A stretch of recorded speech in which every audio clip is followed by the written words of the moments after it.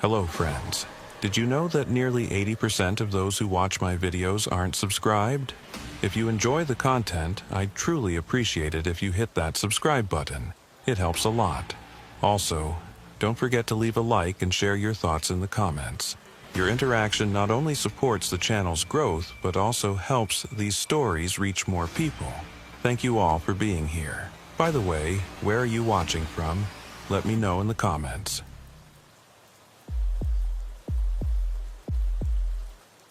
The night shift along the Waianae coast was supposed to be routine.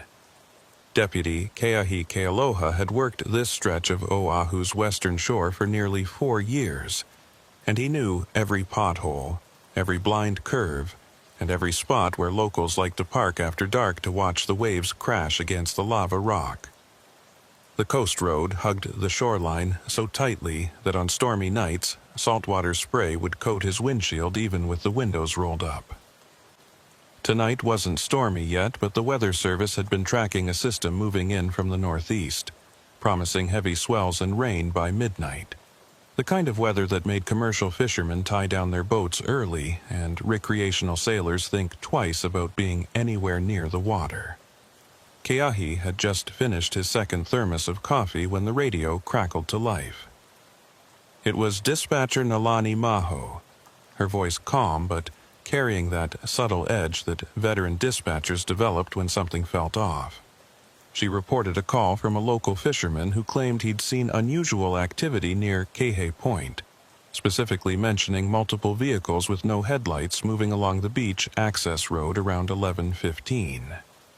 The fisherman hadn't wanted to give his name, which wasn't uncommon in this area where people minded their own business and preferred not to get involved in police matters. But the detail about the headlights being off caught Keahi's attention. Nobody drove that road in the dark without lights unless they had a reason to avoid being seen. Keahi acknowledged the call and turned his patrol vehicle south toward Kahe Point. The beach access road wasn't much more than a gravel track that branched off the main highway, winding down through scrub brush and kaiawe trees before opening onto a narrow strip of rocky beach. During the day, it was occasionally used by fishermen and families looking for a quieter spot away from the tourist beaches further up the coast. At night, it was usually deserted except for the occasional teenager looking for privacy or someone sleeping rough in their vehicle. The road wasn't posted as restricted, but it wasn't maintained either, and most people avoided it after dark because of how rough and isolated it was. As he approached the turnoff, Keahi killed his own headlights and slowed to a crawl. The access road descended at a steep angle, forcing him to ride his brakes as loose gravel crunched under his tires. The vegetation on either side was thick enough that his vehicle was effectively hidden from the beach until the final 50 yards, which gave him a tactical advantage if someone was down there doing something they shouldn't be. He could already smell the salt air mixing with the earthy scent of wet volcanic soil, and somewhere in the darkness, he heard the rhythmic percussion of waves hitting the shore. The moon was only a thin crescent tonight, providing almost no ambient light, which meant whoever was down here would need artificial lighting to see what they were doing. When the road finally leveled out and the beach came into view, Keahi immediately spotted what the fisherman had called about. 3 vehicles were parked in a rough semicircle near the waterline, their engines off, but their shapes clearly visible against the lighter tone of the wet sand. 2 pickup trucks and what looked like a commercial van, all of them facing the water. No headlights, no interior lights, but Keahi could see the faint glow of flashlights or phones moving around near the vehicles. He counted at least 5 distinct light sources, which meant at least 5 people, possibly more. His instinct told him this wasn't a group of friends having a late-night bonfire. The positioning of the vehicles, the darkness, the isolated location, all of it pointed toward something organized and deliberate. Keahi parked his patrol vehicle at an angle that would give him cover behind the engine block if things went sideways, then radioed Dispatcher Nalani Maho with his position and a request for backup. Nalani confirmed she was dispatching Sergeant Pono Kahananui, who was currently working the northern end of the district but could be there in approximately 18 minutes. Keahi acknowledged and added that he was going to observe from his current position until backup arrived. He wasn't about to walk into an unknown situation with multiple subjects at night without knowing what he was dealing with. Department policy was clear on that, and Keahi had enough experience to know that patience often revealed more than confrontation. He shut off his radio's external speaker and switched to his earpiece so any further communications wouldn't carry across the open beach. Then he settled in to watch. The people near the vehicles were moving with purpose, not the relaxed movements of people socializing.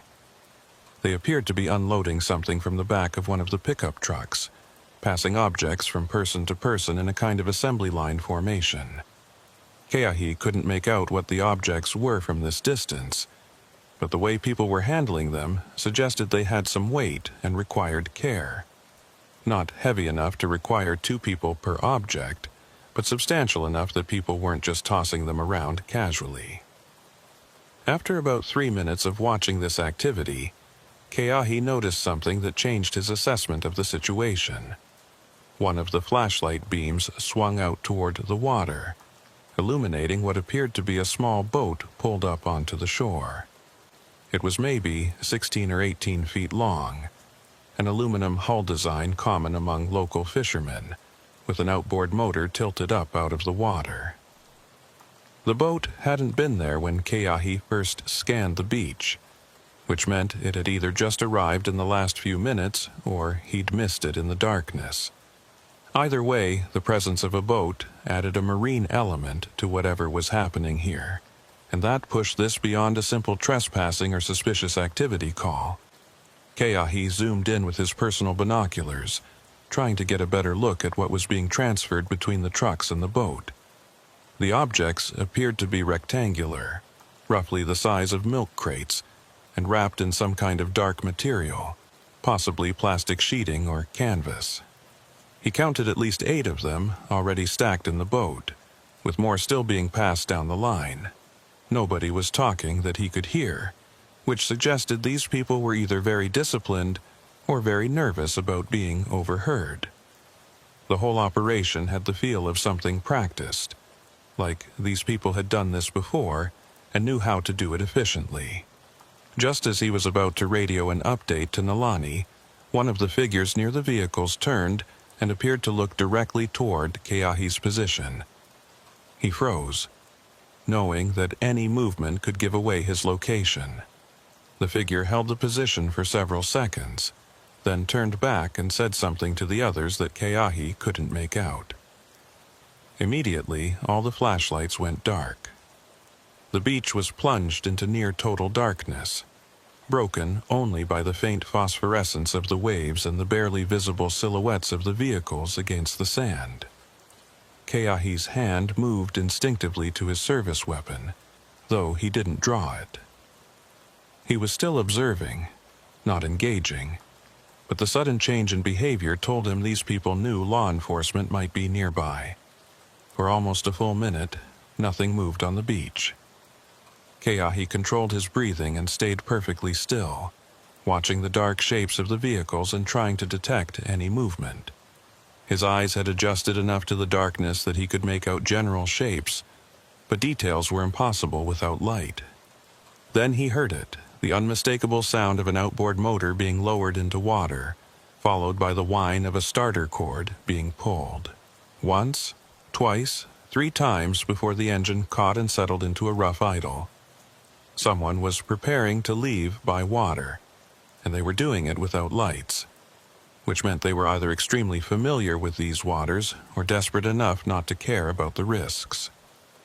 Keahi raised his radio and was about to call for Marine Unit support when he heard vehicle engines starting on the beach. All 3 at once, a coordinated movement that suggested someone had given a signal. Headlights blazed to life, momentarily blinding him even at this distance, and the vehicles began moving. But they weren't coming up the access road toward his position. They were driving south along the beach itself, following the narrow strip of hard-packed sand above the tide line. That route would take them nearly half a mile down the coast before they'd need to find another access point to get back up to the highway, but it also meant they'd completely avoid Keahi's position. The boat, with the outboard motor, was already backing away from shore, its engine barely audible over the sound of the waves. Keahi made a split-second decision. The vehicles were escaping by land, and he couldn't pursue all three at once. But the boat was a single target, and it was moving slowly enough that he might be able to track where it was going. He grabbed his spotlight from the passenger seat, stepped out of his patrol vehicle, and trained the beam directly onto the departing boat. The light caught the aluminum hull clearly, revealing two figures aboard and at least 10 of the wrapped rectangular objects stacked in the center. One of the figures turned toward the light, and for a brief instant Keahi saw a face, male, probably in his 30s, with an expression of pure alarm. The boat's engine suddenly roared to full throttle, the bow lifting as it accelerated away from shore. Keahi kept the spotlight trained on it for as long as he could, but within 30 seconds the boat had moved far enough into the darkness and the swells that the beam couldn't reach it anymore. He could still hear the engine for another minute or so, the sound fading as the boat headed northwest, paralleling the coast but staying well offshore. Then even that sound was swallowed by the wind and the waves, and Keahi was left standing alone on the beach with nothing but tire tracks in the sand and his own racing thoughts about what he'd just witnessed. He returned to his patrol vehicle and immediately radioed a full update to dispatcher Nalani Maho. He described the three vehicles, the boat, the wrapped packages, and the direction each had fled. Nalani copied all the information and advised that Sergeant Pono Kahananui was now approximately 8 minutes out. She also patched in Harbor Warden Kapena Kiwe from the Marine Division, who had been monitoring the radio traffic and wanted details about the boat. Keahi provided everything he could remember: the size, the aluminum hull, the outboard motor, the two occupants, and the approximate heading. Kapena acknowledged and stated he would check harbor records and recent marine activity reports for anything that might match, but his tone suggested he wasn't optimistic about finding much without more identifying information. Keahi walked down to where the vehicles had been parked, his flashlight beam sweeping across the disturbed sand. The tire tracks were deep and clear, 3 distinct tread patterns that might be useful if they could match them to specific vehicles later. There were also footprints, multiple sets, different sizes and styles of shoe soles. He photographed everything with his phone's camera, knowing that the incoming tide would erase all of this evidence within a few hours. Near where the boat had been pulled up onto shore, he found something interesting: a small plastic zip tie that appeared to have been cut off of something. It was industrial grade, the thick kind used to secure cargo or bundle materials together, and it was clean enough that it couldn't have been lying here for more than a few hours. He bagged the zip tie as evidence and continued his search of the immediate area. What he didn't find was almost as interesting as what he did find. There were no cigarette butts, no food wrappers, no soda cans or beer bottles. These people had been disciplined about not leaving any casual trash that might carry fingerprints or DNA. That level of operational security suggested this wasn't amateur hour. These were people who understood how law enforcement investigations worked and had taken active steps to minimize evidence. The only reason Keahi had the zip tie was probably because someone had dropped it in the dark and couldn't find it before they had to leave. Headlights appeared at the top of the access road, and a moment later, Sergeant Pono Kahananui's patrol vehicle descended towards the beach. Pono was a 15-year veteran of the department, built like a retired linebacker and carrying himself with the kind of calm authority that came from having seen just about everything this job could throw at him. He parked next to Keahi's vehicle and stepped out, already scanning the scene with a practiced eye. Keahi gave him a quick verbal rundown of everything that had happened, and Pono listened without interrupting, nodding occasionally and taking his own notes on a small pad he always carried. When Keahi finished, Pono walked down to examine the tire tracks and footprints himself. He spent several minutes just looking, occasionally crouching to get a closer view of specific details. Finally, he stood up and turned to Keahi with an expression that suggested he'd reached some conclusions. He stated that, based on the vehicle positioning, the organized nature of the operation and the use of a boat for transport, this had all the hallmarks of a smuggling operation.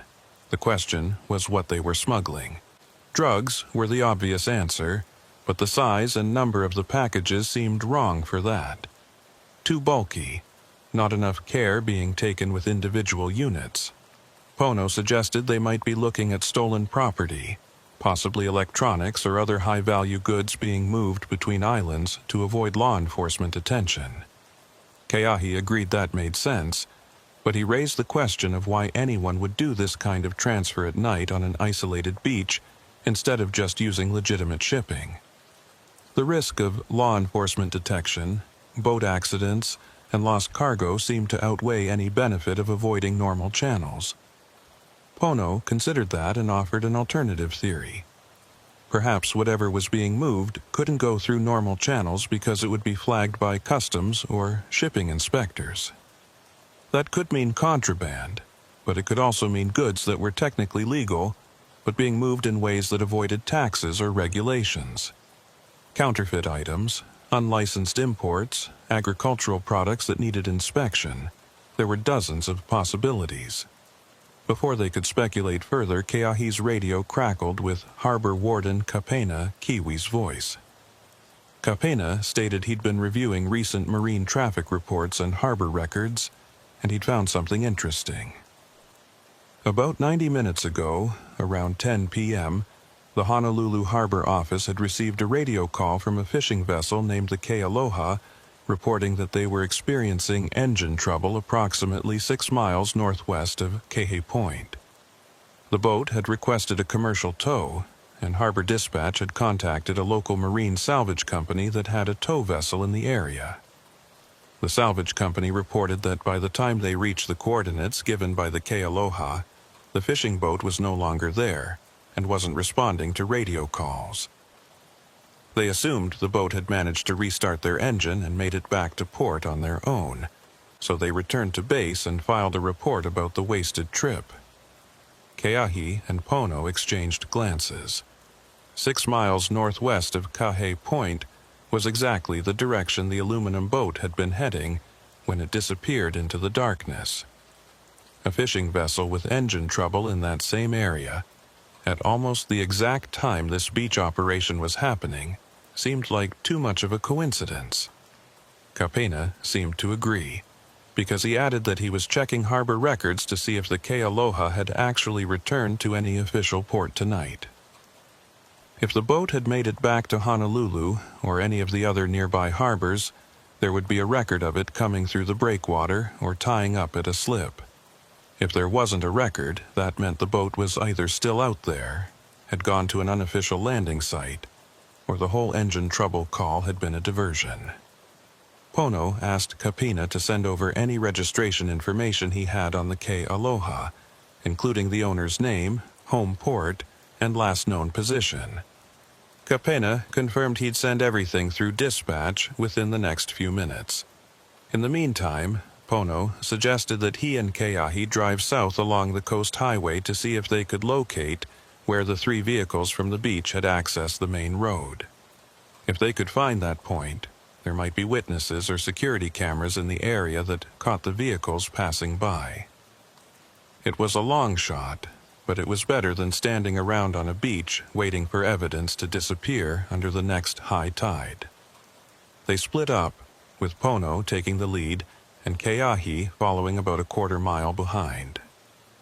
The coast highway south of Kahe Point was lined with scattered homes, small businesses, and agricultural properties, most of them dark and quiet at this hour. They drove slowly, searching for any beach access road or break in the vegetation that might allow vehicles to climb up from the shoreline to the pavement. After about 15 minutes of searching, Pono's brake lights flashed and he pulled onto the shoulder. Keahi pulled in behind him and they both got out to investigate. What they found was a gated dirt road that led down toward the water through a property that appeared to be abandoned, or at least not actively maintained. The gate itself was secured with a chain and padlock, but the chain was hanging loose and the padlock was open. Fresh tire tracks in the dirt showed that at least 2 vehicles, possibly 3, had come through here recently. Pono photographed the gate and the tracks while Keahi walked a short distance down the road to see where it led. The road descended through overgrown brush for about 50 yards before opening onto a flat area above the beach, and from there, it looked like vehicles could easily drive down onto the sand itself. This was almost certainly the exit point the 3 vehicles had used after leaving the beach operation. The gate being unlocked suggested either the property owner was involved or someone had cut the lock earlier to prepare for tonight's activities. Pono called the dispatch and requested they pull property records for this address to find out who owned it and whether there were any current residents. Nalani acknowledged and stated she'd have that information within 10 minutes. While they waited, Keahi noticed something else about the property that seemed significant. There were no visible houses or structures from the road, which meant the property was essentially vacant land. That made it perfect for use as a clandestine access point because there was nobody here to witness vehicles coming and going at odd hours. The radio chirped again, this time with Harbor Warden Kapina Kiawi's voice carrying a note of urgency. He reported that he'd found the registration information for the Ke Aloha, and there were some serious red flags. The boat was registered to a corporation based in Honolulu, but when Kapena checked, that corporation had been dissolved for non-payment of taxes 6 months ago. The boat itself should have been seized by the state as part of the corporation's assets, but according to harbor records, that never happened. Even more interesting, the phone number listed on the Ke Aloha's emergency contact information had been disconnected, and the last known slip assignment for the boat was at a marina that had shut down almost a year ago. Essentially, the Ke Aloha was a ghost vessel, existing on paper but with no verifiable current owner or location. Pono asked if there was any history of the Ke Aloha being involved in previous incidents or investigations. Kapena stated he was checking that now, but preliminary records showed the boat had been cited twice in the past 3 years for minor violations, once for operating without proper running lights and once for anchoring in a restricted area. Both citations had been issued to different individuals, neither of whom matched the name on the original registration. That suggested the boat had changed hands informally without the proper transfer paperwork being filed, which wasn't uncommon with older fishing vessels but made it nearly impossible to track who actually controlled the boat at any given time. Dispatch came back with the property records for the gated road location. The land was owned by an estate trust that had been in probate for nearly 2 years following the death of the original owner. There were no current residents, and the property was being held pending resolution of some legal dispute between the deceased owner's heirs. That explained why the property appeared abandoned, and why nobody had reported the gate being tampered with.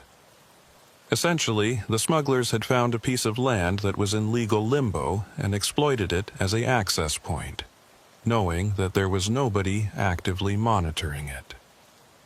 Keahi was starting to see a pattern emerge.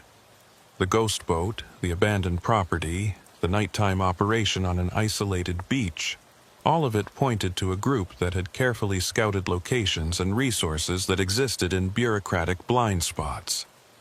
These weren't random criminals improvising a plan. These were people who understood how official systems worked and had deliberately chosen their assets to avoid official oversight. That level of sophistication suggested organization and experience, which in turn suggested this wasn't a one-time event. If this group had run this operation once, they'd likely done it before and would do it again. Pono reached the same conclusion and stated they needed to escalate this to the department's Criminal Investigation Division. What had started as a suspicious activity call had evolved into something that potentially involved ongoing smuggling operations, maritime law violations, and the use of abandoned or improperly registered assets to facilitate criminal activity.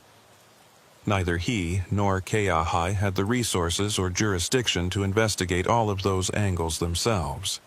They needed detectives, Marine unit support, and possibly coordination with federal agencies if this crossed state or territorial boundaries. As if on cue, dispatcher Nalani Maho radioed with information that would complicate everything even further. She'd been reviewing the timeline of events and had noticed something odd. The call reporting suspicious activity at Kehe Point had come in at 11:17 p.m. But according to the harbor records Kapena had provided, the Kealoha's distress call about engine trouble had been logged at 9:53 p.m., more than an hour earlier.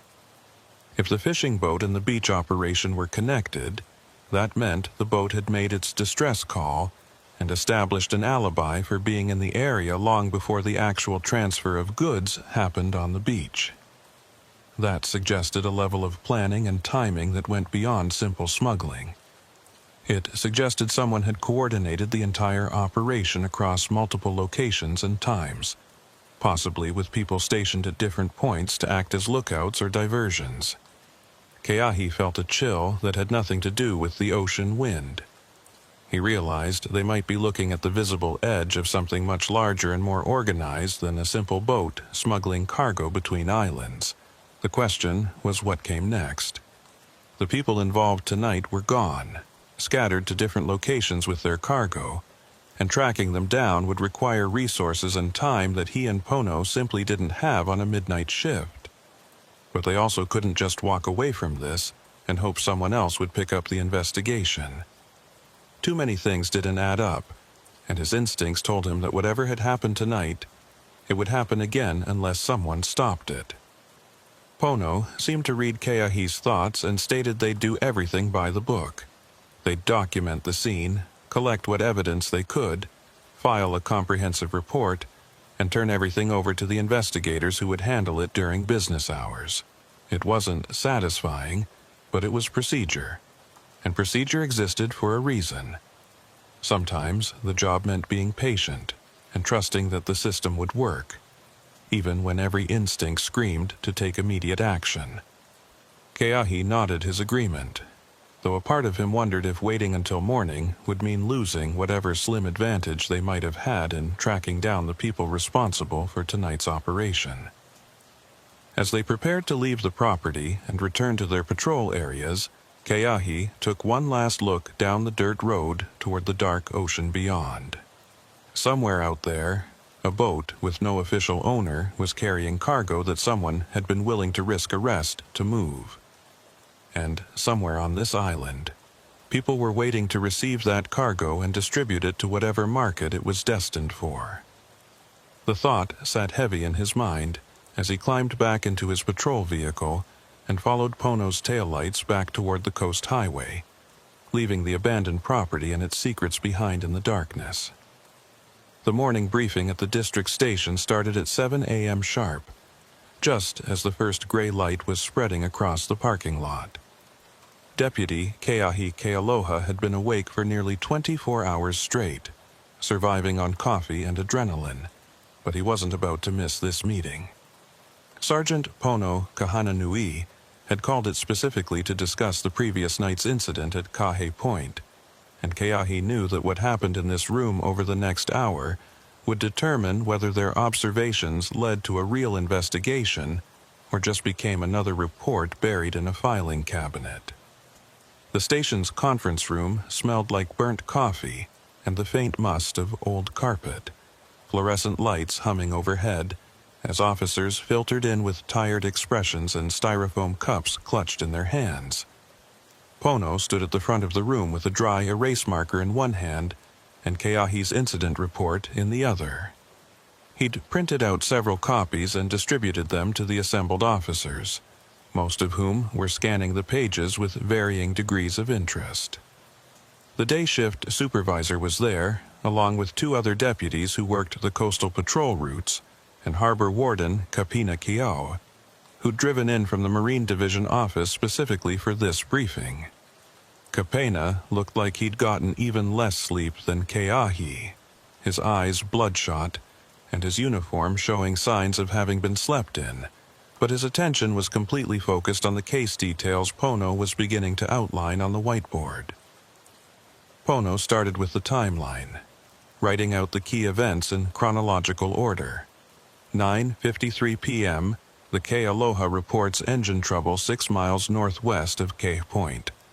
11:17 p.m., anonymous caller reports suspicious activity at Kahi Point Beach. 11:45 p.m., Keahi arrives on scene and observes 3 vehicles and 1 small aluminum boat engaged in apparent cargo transfer. 12:03 a.m., subjects flee by land and sea after detecting law enforcement presence. 12:21 a.m., Keahi and Pono locate probable vehicle exit point at abandoned property on Coast Highway. The timeline laid out like that made the coordination obvious, and several officers in the room were already nodding as they recognized the pattern. One of the day shift deputies raised her hand and asked the obvious question: what was in the packages? Pono shook his head and admitted they didn't know. Keahi had only seen them from a distance in poor lighting conditions, wrapped in dark material and roughly the size of milk crates. Could be drugs, could be stolen electronics, could be counterfeit goods, could be any number of illegal or semi-legal items that someone wanted to move without official scrutiny. Without intercepting the cargo or finding where it was delivered, they were stuck guessing. But Pono emphasized that what they did know was almost as important as what they didn't. They knew this was organized. They knew it involved maritime transport, and they knew the perpetrators had used ghost assets like the dissolved corporation's boat and the abandoned property to minimize their official footprint. Harbor Warden Kapina Kiwi cleared his throat and asked if he could add some information he'd discovered after the initial radio traffic last night. Pono nodded and gestured for him to continue. Kapina stood and walked to the front of the room, pulling a folded piece of paper from his shirt pocket. He explained that after filing his initial report on the Kealoha situation, he'd spent the rest of the night going through historical harbor records looking for any other incidents involving vessels with similar characteristics. What he found was disturbing. Over the past 18 months, there had been 7 separate reports of fishing vessels or small commercial boats reporting various types of mechanical trouble or distress calls in the waters between Kah Point and Makua Beach, which was about 12 miles up the coast. In every single case, the boats had either resolved their problems and returned to port before help arrived, or they'd simply disappeared from radio contact and were later reported as having made it back safely through unofficial channels. None of the boats involved had been inspected after their reported distress, and none of the incidents had been serious enough to warrant Coast Guard involvement. But when Kapina plotted all 7 locations on a nautical chart, they formed a rough line paralleling the western coast of Oahu, all of them between 4 and 8 miles offshore. That was exactly the kind of distance that would put a vessel beyond casual observation from land, but still close enough for small boats to make the trip back and forth in reasonable time. Even more interesting, Kapina continued, was that 5 of those 7 vessels shared characteristics with the Kealoha.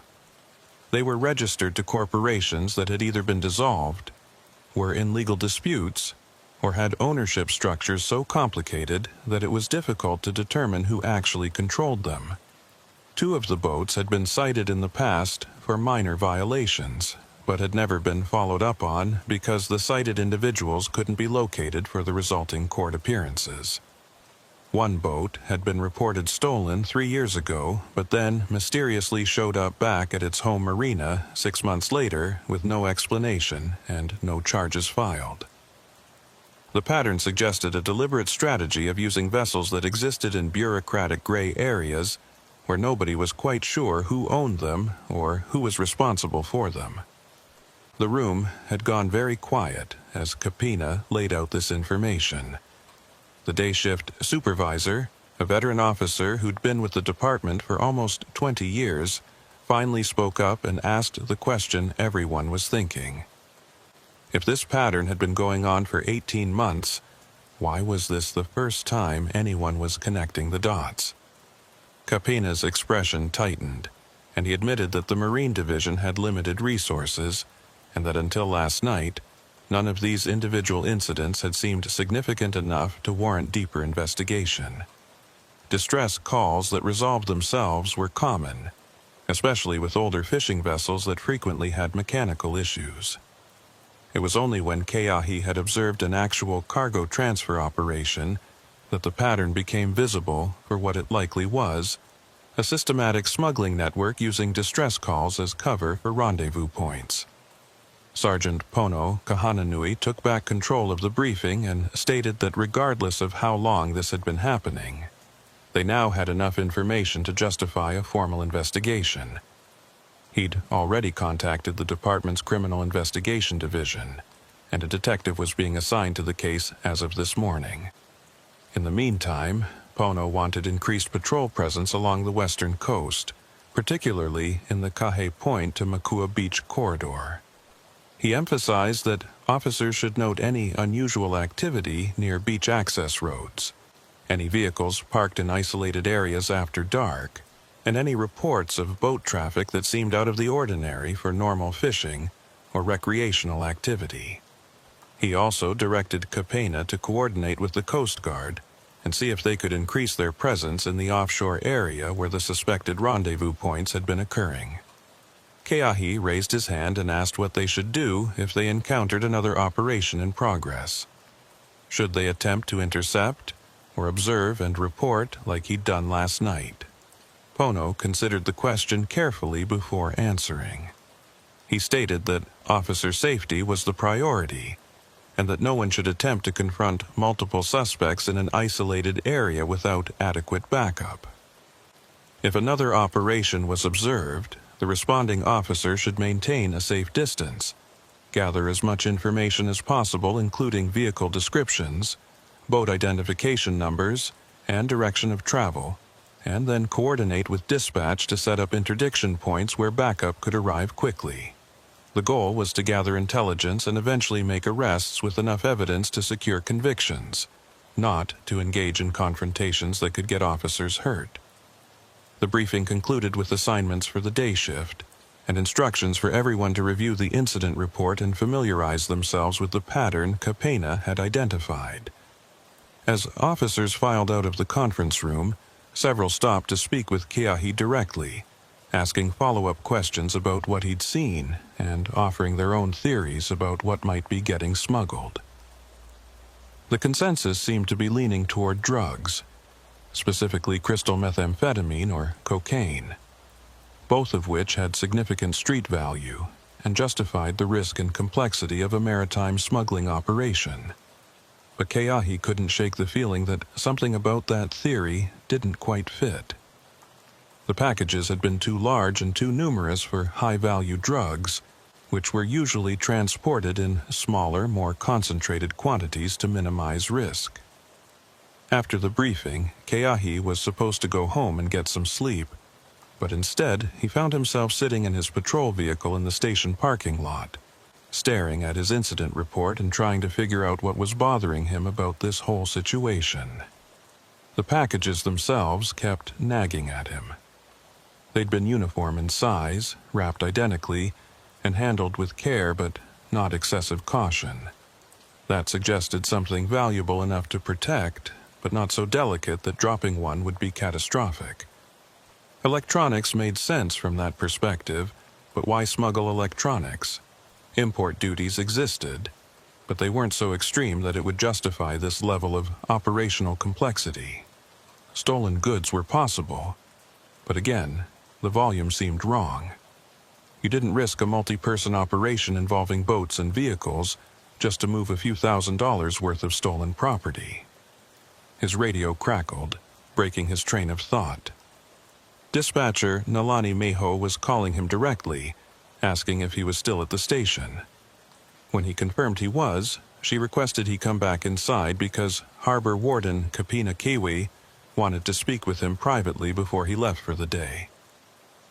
Keahi acknowledged and walked back into the building, finding Kapena waiting for him in one of the small interview rooms the department used for witness statements.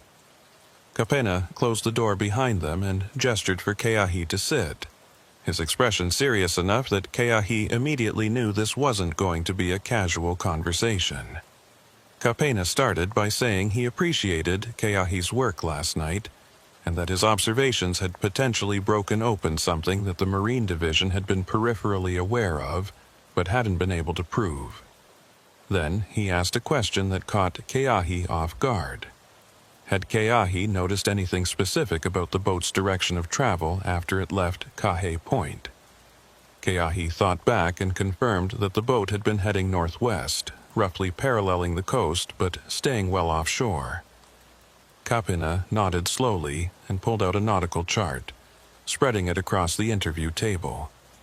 He pointed to Kahe Point and then traced a line northwest with his finger, stopping at a point about 8 miles offshore where multiple pencil marks indicated something significant.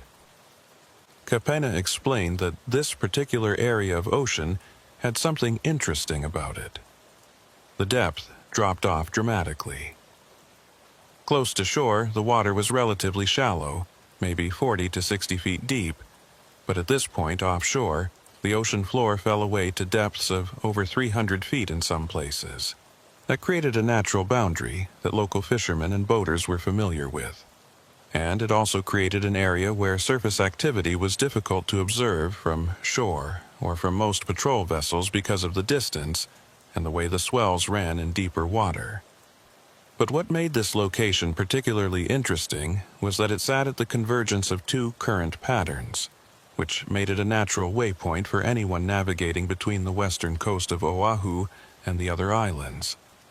Keahi was starting to understand where this was going, but he waited for Kapena to continue.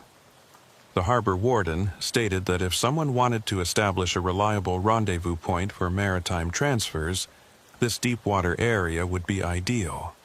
A larger vessel could sit there relatively safely, even in moderate seas, and smaller boats could make the trip from shore in 20 to 30 minutes, depending on conditions. The depth meant that if anything went wrong and cargo needed to be ditched quickly, it would sink to a depth where recreational divers couldn't reach it, and where recovery would be extremely difficult. And the distance from shore meant that even if someone on land noticed activity, they couldn't see enough detail to identify vessels or people involved. But here was the part that really troubled Kapena, and why he'd wanted to speak with Keahi privately. 3 months ago, the Coast Guard had investigated a report from a commercial fishing captain who claimed he'd nearly collided with an unlit vessel in this exact area at around 2 a.m. The fishing captain had been running with full navigation lights and radar, and his radar had picked up a large stationary contact that wasn't broadcasting any identification signal. When he got close enough to see the vessel with his spotlight, he described it as a commercial freighter of some kind, at least 100 feet long, sitting dark with no visible crew on deck. When he tried to hail them on the radio, he got no response. By the time he'd circled around to get a better look and possibly get close enough to read a name or registration number, the vessel had started its engines and moved away at high speed, disappearing into the darkness before the fishing captain could get any identifying information. The Coast Guard had searched the area the following day but found nothing, and without any identifying information about the mystery vessel, they couldn't pursue it further. The fishing captain had filed a formal report, mostly for his own protection in case something came of the incident later. But the whole thing had been filed away as unexplained and eventually forgotten. Now, with the pattern of distress calls and the confirmed cargo transfer operation, Kapena was starting to wonder if that dark freighter was the other half of the equation. If the small aluminum boats were picking up cargo from shore and taking it to a larger vessel offshore, that would explain the efficiency of the operation and why none of the small boats had been intercepted returning to harbor. They weren't returning to harbor at all. They were making deliveries to a mother ship that stayed in international waters, or at least far enough from shore to avoid casual observation. Keahi felt that chill again. the one that came from realizing a situation was much bigger than it initially appeared. If Capena's theory was correct, they weren't dealing with a simple inter-island smuggling operation. They were dealing with something that potentially involved international maritime traffic, which meant federal jurisdiction and possibly connections to organized crime networks that operated across multiple countries. That was way beyond the scope of what a county sheriff's department could handle alone. Capena seemed to read his thoughts and nodded grimly, stating that he'd already contacted the Coast Guard Investigative Service and requested they reopen the file on the dark freighter incident. He'd also reached out to federal partners to see if there were any ongoing investigations into maritime smuggling that might connect to what they were seeing here. Before Keahi could respond, his radio came alive again. This time, it was Sergeant Pono Kahananui's voice, and there was an urgency to it that made both Keahi and Capena immediately stand up. Pono was requesting all available units to respond to a location on the coast highway about 3 miles south of where Keahi had found the abandoned property gate last night. A resident had called in to report finding a body on the beach, male, apparent gunshot wounds, deceased for at least several hours based on the condition. The reporting party had stated the body was partially in the water, and personal effects found nearby suggested the victim might have been one of the people involved in some kind of boat or water activity. Keahi and Capena looked at each other for just a moment before both headed for the door. Keahi knew he should go home and sleep, that he'd been up for far too long and wasn't in any condition to respond to a death investigation. But the timing and location of this body couldn't be a coincidence. 3 miles south of the property gate, right in the corridor where the beach operation vehicles would have been traveling, and involving someone connected to water activity. This wasn't a random drowning or a fishing accident. This was connected to what he'd witnessed last night, and if there was even a chance that responding to this scene might provide answers about who was running the smuggling operation, Keahi wasn't about to sit it out. The drive to the scene took less than 10 minutes, even with morning traffic starting to build on the highway. When Keahi arrived, there were already 2 patrol vehicles on site, along with an ambulance and the medical examiner's van. The actual location of the body was about 50 yards down from the road, requiring a scramble down a rocky embankment to reach the narrow strip of beach below. Sergeant Pono Kahananui was already there, standing well back from the body to preserve the scene, and he waved Keahi over as soon as he appeared at the top of the embankment.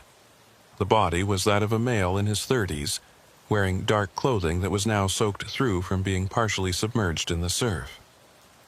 2 obvious gunshot wounds were visible, one to the chest and one to the upper back, suggesting the victim had been shot at least twice from different angles. The medical examiner was performing a preliminary assessment, carefully documenting the wounds and the position of the body, while photographers captured the scene from multiple angles. Personal effects scattered nearby included a wallet, a cell phone that was ruined from water exposure, and most significantly, a handheld marine radio that had been clipped to the victim's belt. Pono waited until Keahi was standing next to him before speaking quietly.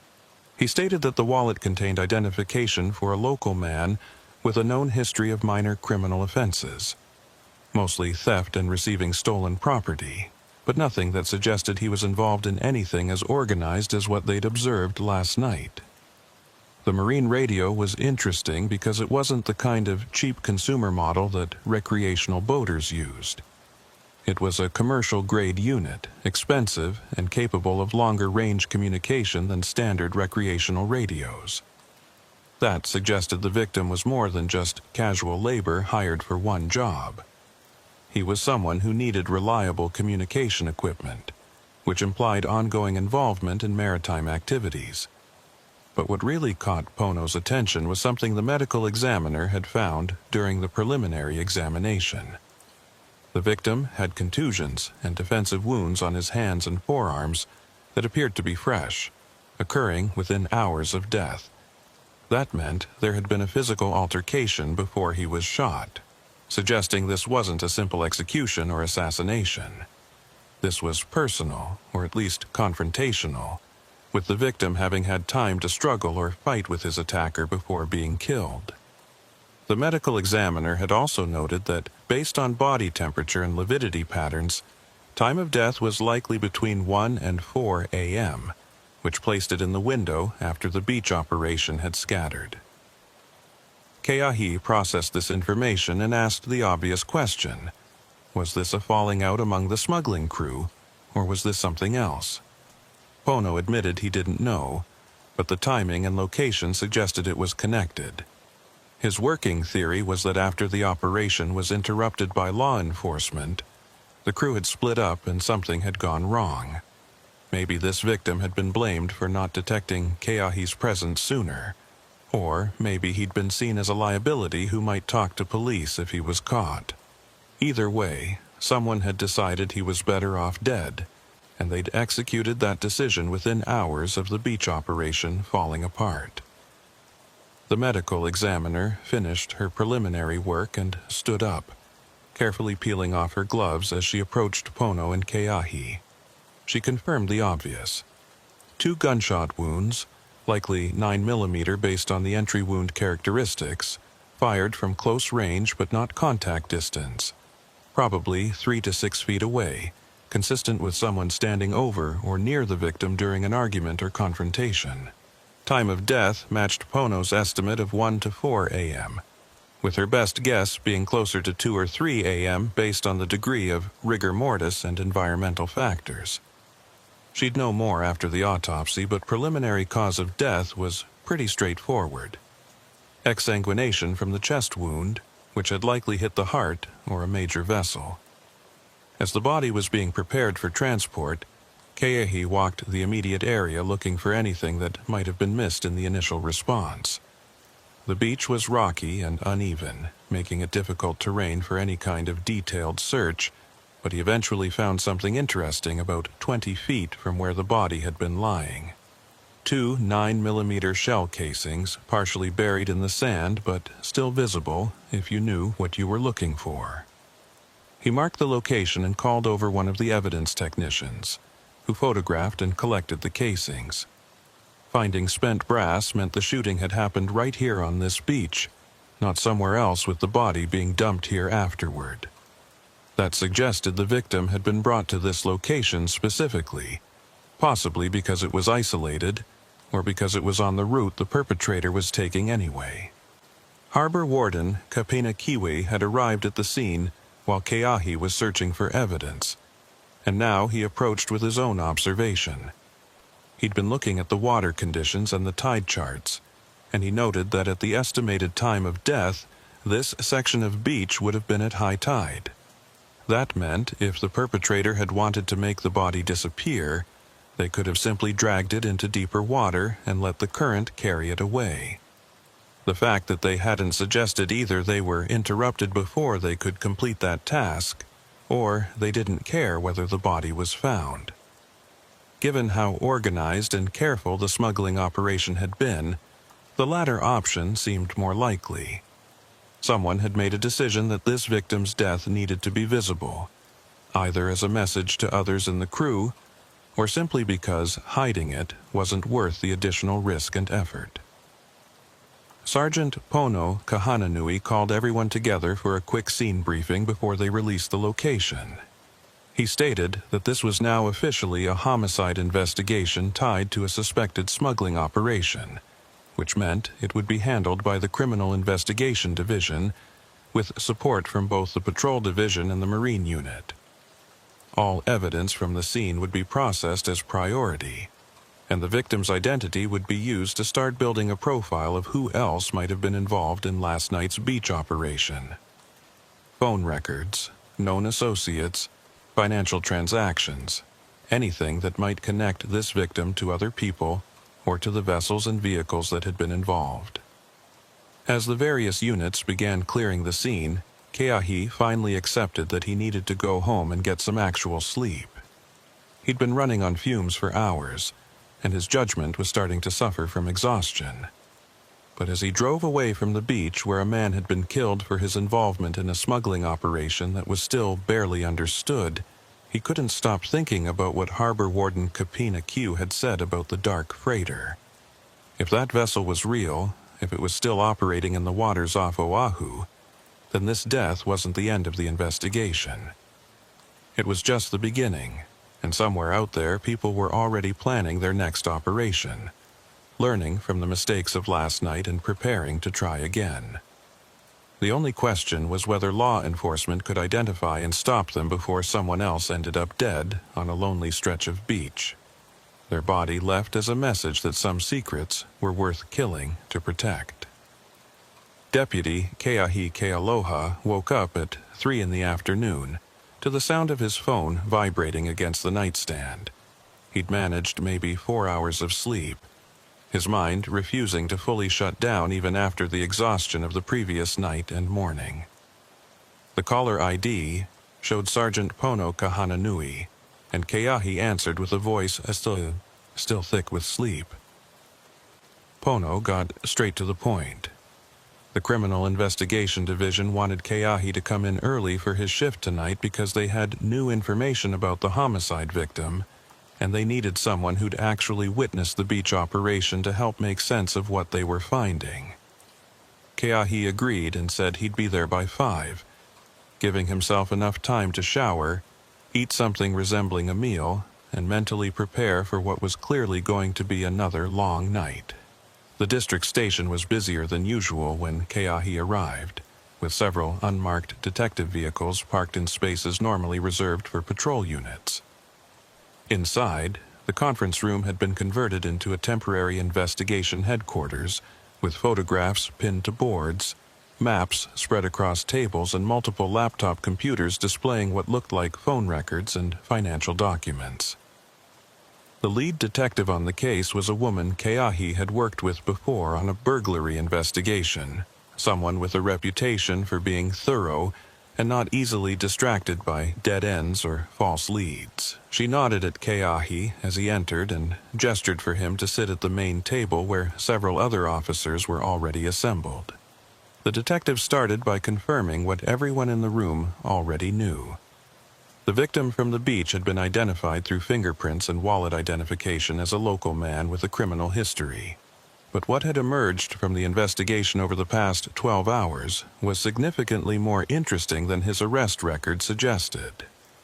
The victim's cell phone, despite being water damaged, had been sent to the department's digital forensics specialist who'd managed to extract some data from the SIM card before the corrosion became too severe. What they found was a series of text messages exchanged over the past 3 weeks that appeared to be coordinating some kind of schedule, using coded language that wasn't sophisticated enough to withstand serious scrutiny, but was probably adequate for keeping casual observers from understanding what was being discussed. The messages referenced things like fishing trips and equipment maintenance and weather windows, all of which sounded innocuous on the surface, but took on different meanings when you knew the victim had been involved in a smuggling operation. More significantly, the messages had been exchanged with 3 different phone numbers, none of which were registered to names that appeared in any law enforcement databases. That suggested burner phones or phones registered under false identities, which was exactly the kind of operational security you'd expect from people running an organized criminal enterprise. The detective had already subpoenaed the call records for those numbers, but that process would take time, and even then, burner phones were notoriously difficult to track back to actual users. What was more immediately useful was the financial information the investigation had uncovered. The victim's bank account showed regular deposits over the past 6 months, always in amounts between $800 and $1,500, and always made in cash at ATM machines scattered across the western side of Oahu. The deposits came every 2 to 3 weeks with no apparent pattern to the exact timing, but they were consistent enough to represent some kind of regular income. The amounts were significant, but not so large that they would automatically trigger bank reporting requirements, which suggested someone understood the financial system well enough to structure their payments to avoid official scrutiny. But here was the interesting part, and the reason the detective had wanted Keahi's input specifically. When they cross-referenced the dates of the victim's cash deposits against Harbor Warden Kapina Kiwi's list of suspicious maritime distress calls over the past 18 months, 7 of those deposit dates fell within 48 hours of reported incidents. That couldn't be coincidence. It meant the victim had been paid shortly after participating in operations, which in turn meant the beach transfer Keahi had witnessed was almost certainly not a one-time event. This had been going on for months, maybe longer, with the victim serving as regular crew for multiple smuggling runs. Keahi studied the timeline the detective had constructed, noting the intervals between operations, and trying to identify any pattern that might help predict when the next one would occur. The gaps ranged from 9 days to 23 days, with no obvious correlation to moon phases, weather patterns, or any other environmental factor he could identify. That suggested the timing was driven by operational needs rather than external conditions, meaning when cargo needed to be moved, that's when operations happened. If they could figure out what was triggering those operational needs, they might be able to anticipate the next smuggling run and actually intercept it. Sergeant Pono Kahananui spoke up from his position near one of the evidence boards, asking if there had been any progress on identifying the 3 vehicles from the beach or tracking down the aluminum boat. The detective shook her head and admitted that particular trail had gone cold. Without plate numbers or better vehicle descriptions, finding 3 pickup trucks and a van on an island with thousands of similar vehicles was essentially impossible.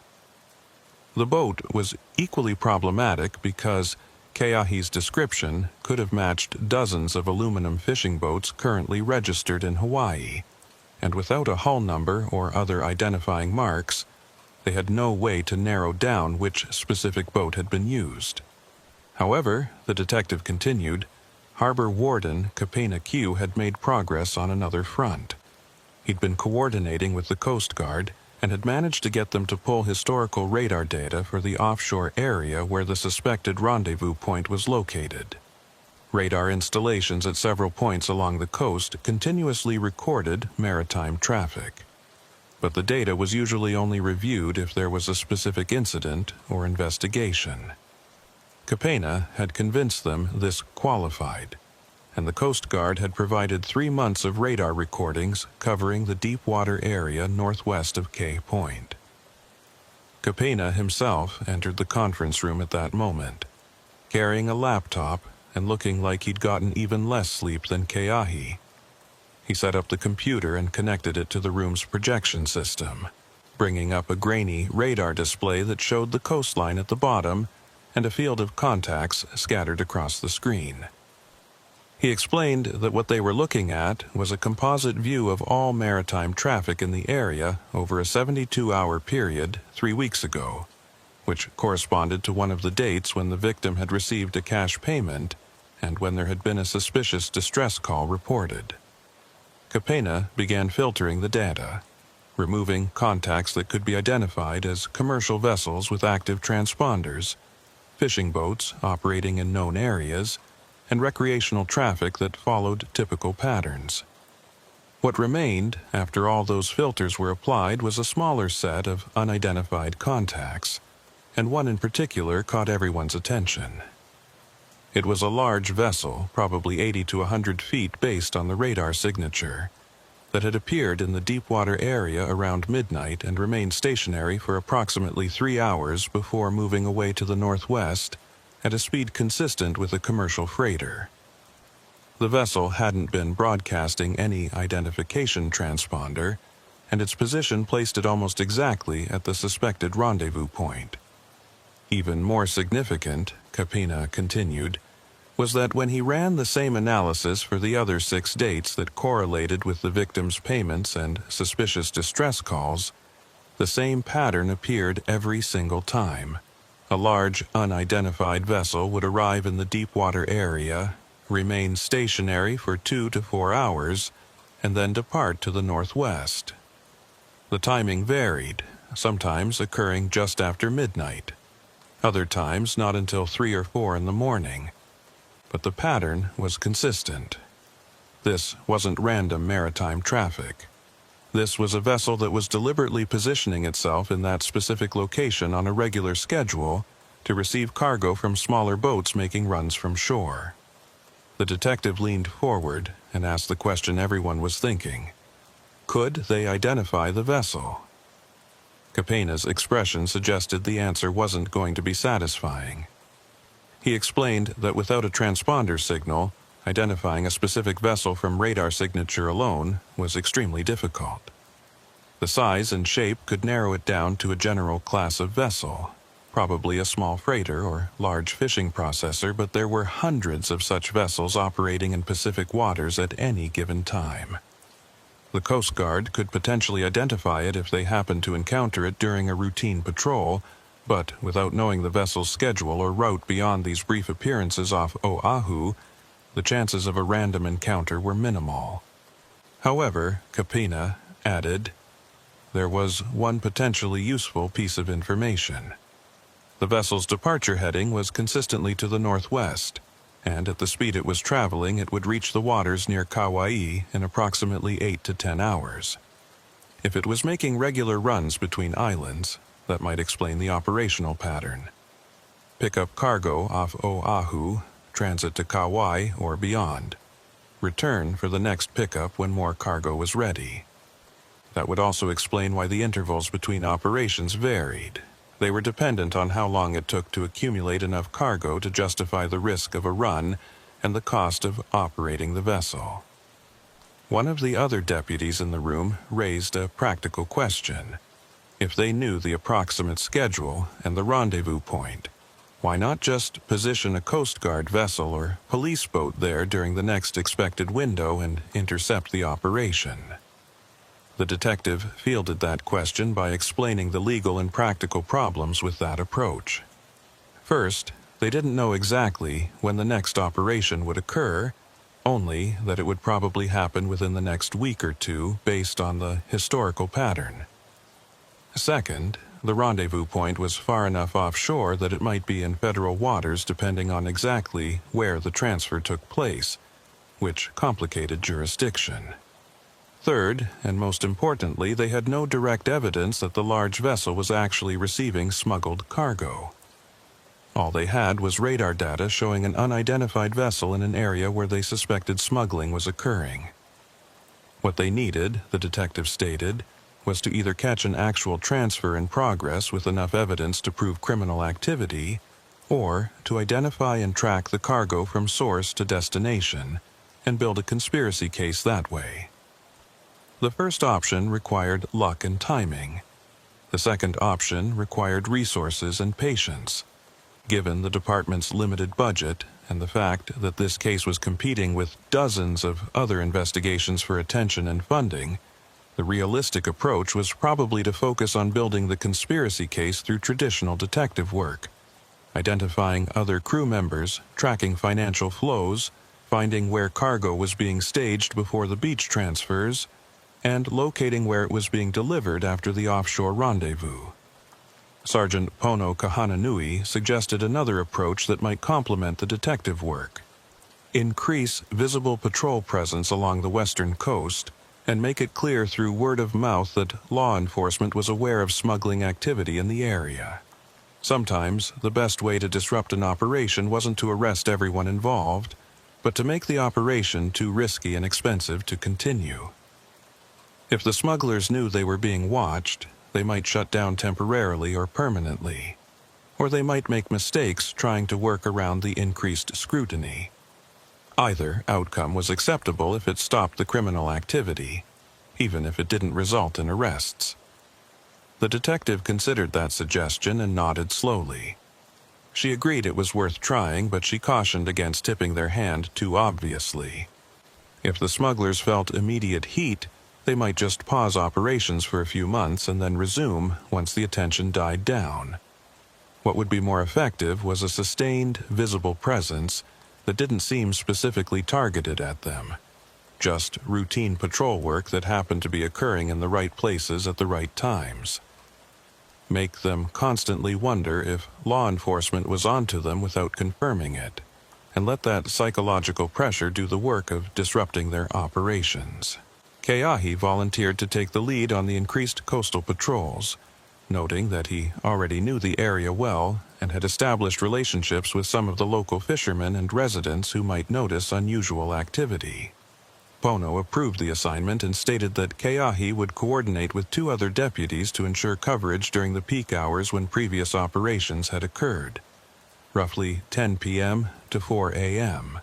They'd vary their routes and timing enough to avoid being predictable, but they'd maintain consistent visibility in the areas of greatest interest, particularly around Kehe Point and the abandoned property that had been used as a vehicle access point. As the meeting was breaking up and officers were heading out to begin their shifts, Harbor Warden Kapena Kiwi pulled Keahi aside for a private word.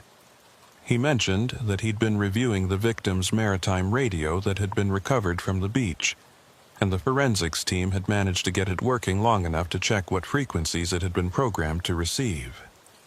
Most of them were standard maritime channels, but there was one frequency that didn't match any official use he was aware of. It was in a range that was technically allocated for private commercial use, meaning anyone could get a license to operate on it. But the specific frequency wasn't registered to any company or organization in Hawaii, according to the FCC database. Kapena suggested that frequency might be how the smuggling crew was coordinating during operations, using a channel they thought wouldn't be monitored because it wasn't associated with any legitimate business or marine service. He'd programmed his own radio to monitor that frequency, and he recommended Keahi do the same. If another operation was being planned, there might be test transmissions or coordination chatter in the days leading up to it, and monitoring that frequency could provide advance warning. It was a long shot, but sometimes long shots paid off, especially when dealing with criminals who thought they were being clever with their communication security. Keahi thanked Kapena for the information and made a note to reprogram his patrol vehicle's radio to include that frequency in its scan rotation. Then he headed out to begin his shift, driving west from the station toward the coast as the sun was setting behind the mountains. The sky was layered in shades of orange and purple, the kind of tropical sunset that tourists paid thousands of dollars to experience. But Keahi barely noticed it. His mind was occupied with routes and timing, with the question of where he'd position himself tonight to have the best chance of observing any suspicious activity without being so obvious that he'd scare off anyone who might be planning another operation. He decided to start by visiting the abandoned property where the vehicle tracks had been found, just to see if there had been any new activity since the last time they'd checked it. The gate was still there, chain hanging loose, and Keahi got out to examine it more closely in the fading light. The padlock itself was interesting once he looked at it carefully. It wasn't cut or broken, it was simply unlocked, which meant either someone had a key or had picked it. Given the overall sophistication of the smuggling operation, he suspected the latter. The crew had probably scouted this location weeks in advance, figured out what kind of lock was on the gate, and either practiced picking it or had someone on the crew with the skills to open it quickly. He spent a few minutes walking the dirt road that led down toward the beach, looking for any evidence of recent vehicle traffic. The tracks from the night of the beach operation were still visible but fading, and he didn't see any new ones that suggested someone had been back since then. That was actually slightly surprising. He'd expected the crew might return to check the site or retrieve anything they might have left behind, but apparently they'd written this location off as compromised. That suggested discipline and good operational security, cutting losses and moving on, rather than risking exposure by returning to a location that law enforcement now knew about. As darkness settled fully over the coast, Keahi returned to his patrol vehicle and began driving slowly along the highway, scanning beach access points and places where vehicles might pull off the road without being immediately visible. The traffic was light at this hour, mostly locals heading home from work and the occasional tourist who'd stayed late at one of the beaches further north. He checked in periodically with dispatcher Nalani Meho, confirming his position and status, and she updated him on the locations of the other deputies working the coastal patrol pattern tonight. Around 11 p.m., Keahi was parked in a turnout near Makua Beach, the northern end of the suspected smuggling corridor, when his radio crackled with activity on the special frequency Harbor Warden Kapena Kio had told him about. It wasn't voice traffic, just a brief burst of static that lasted maybe 2 seconds, then silence. He waited, listening intently, and 30 seconds later it happened again. Another burst, same duration, same character. It didn't sound like someone trying to communicate. It sounded like someone testing equipment, making sure a radio was working and could be heard by someone else listening on the same frequency. Keahi immediately called it in to dispatcher Nalani Maho on his regular radio, describing what he'd heard and asking if any of the other units working tonight were picking up the same thing. Nalani checked with the other deputies and reported back negative. Nobody else was hearing anything unusual. That could mean Keahi was the only one whose radio was programmed for that frequency. Or it could mean the transmission was localized enough that only someone in this specific area could receive it. Either way, it suggested someone was preparing for something, checking their equipment and making sure their communications would work when they needed them.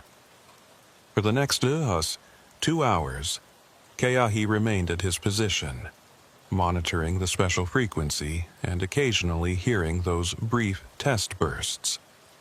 They came at irregular intervals, sometimes 5 minutes apart, other times 20 minutes or more. But they were consistent enough to convince him this wasn't natural interference or random noise. Someone was keying a microphone, transmitting just long enough to generate a carrier signal that could be detected, then releasing it. Classic radio check procedure, used by everyone from military units to commercial security teams to make sure their equipment was functioning without actually broadcasting any content that could be intercepted and understood. At 1:15 a.m., the pattern changed. Instead of a brief burst, Keahi heard actual voice traffic on the special frequency. It was scratchy and broken up by static, but he could make out enough words to understand the gist of the message. Someone was confirming weather conditions acceptable, and stating window opens at 0300. Then a different voice acknowledged, and the transmission ended. Keahi's heart rate picked up as he processed what he'd just heard. This wasn't preparation or testing. This was an actual operation being coordinated, and it was scheduled to begin in less than 2 hours. He immediately radioed Sergeant Pono Kahananui directly, breaking protocol by not going through dispatch first, but the situation justified it. He reported the radio intercept and stated his belief that another smuggling operation was imminent, probably occurring somewhere in the coastal corridor between his current position and Keihei Point. Pono acknowledged and stated he was en route to Keahi's location, then began coordinating with the other deputies working tonight to set up a loose net that could respond quickly once they identified where the operation was actually taking place. He also contacted Harbor Warden Kapena Kiu, waking him up at home, and requested he get to the Marine Unit office and prepare to coordinate any waterside response that might be needed. Keahi knew he had to move carefully now. If the smugglers were monitoring police radio traffic, which any competent criminal would be doing, they'd hear the increased coordination and might abort the operation. But he also couldn't just sit here and do nothing while an active smuggling run was being prepared somewhere along 12 miles of coastline. He made a decision to begin slowly driving south toward Keihei Point, moving like he was on normal patrol, stopping occasionally to check beach access points and turnouts like he'd been doing all night. Anyone watching would see routine law enforcement activity, not a focused response to intelligence about an imminent operation. As he drove, Keahi continued monitoring the special frequency, hoping for another transmission that might give away the specific location. At 2:45 a.m., 15 minutes before the stated window was supposed to open, he got what he was listening for. Another voice transmission, this one clearer because he was apparently closer to whoever was broadcasting. The message was simple: package ready for transfer at Mark II. Mark II meant nothing to Keahi, but it obviously meant something to whoever received the message because a different voice immediately acknowledged with, "Understood, Mark II. Confirm approach from primary." Keahi grabbed his phone and called Sergeant Pono Kahananui directly, rather than using the radio. He reported the new transmission and the reference to Mark II, asking if that meant anything to Pono based on his knowledge of the area. There was a brief pause while Pono consulted a map. Then he came back with a suggestion. Local fishermen sometimes referred to the old territorial-era navigation markers that were still visible along parts of the coast. Most of them just concrete posts or stone cairns that had been used decades ago before modern GPS made them obsolete. Mark II could be referring to the second such marker south of Makwa Beach, which, if Pono remembered correctly, was located near a small cove about 2 miles north of Kihei Point. That location made sense tactically. It was isolated, had beach access through another abandoned property similar to the one they'd found before, and was positioned right in the middle of the suspected smuggling corridor. Keahi confirmed he was heading there now and estimated arrival in less than 10 minutes. Pono stated he was also en route and would approach from the south to box in the area, with the third deputy positioning himself on the highway to watch for any vehicles trying to leave the area quickly. The net was being set, and if they timed it right, they might actually catch the smuggling crew in the middle of their operation instead of just finding evidence after they'd fled. Deputy Keahi Kealoha killed his headlights a quarter-mile before reaching the suspected location, letting his patrol vehicle coast through the darkness on nothing but ambient moonlight and the faint glow of distant street lamps. The highway was completely deserted at this hour, which meant any approaching vehicle would be immediately obvious to anyone watching from the beach area below. He couldn't risk driving straight to the access point, so instead he pulled into a residential driveway about 300 yards north of where he estimated the old navigation marker would be. The house was dark and set back from the road, giving him cover to exit his vehicle and proceed on foot. Before leaving the patrol car, Keahi checked his equipment one more time.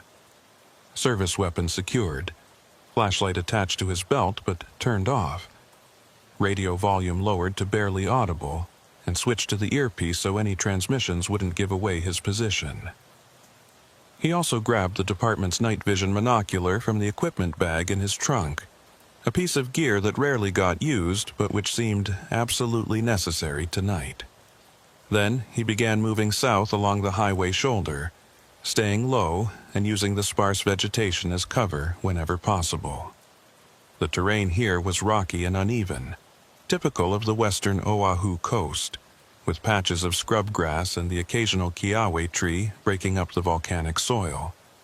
The special radio frequency crackled in his earpiece again, another brief transmission that sounded like someone confirming position. Keahi paused to listen, but the message was too short and garbled to make out clearly. Still, the fact that there was active radio traffic meant the operation was definitely underway, which gave him confidence he was moving toward the right location. He continued south, moving carefully to avoid dislodging loose rocks that might tumble down the slope and alert anyone below to his presence. The ocean was visible below him now, a vast expanse of darkness broken only by the white foam of waves hitting the rocky shoreline. After about 5 minutes of careful movement, Keahi spotted what he was looking for. Fresh tire tracks leading off the highway and down a steep access road that was barely more than 2 parallel ruts worn into the hillside.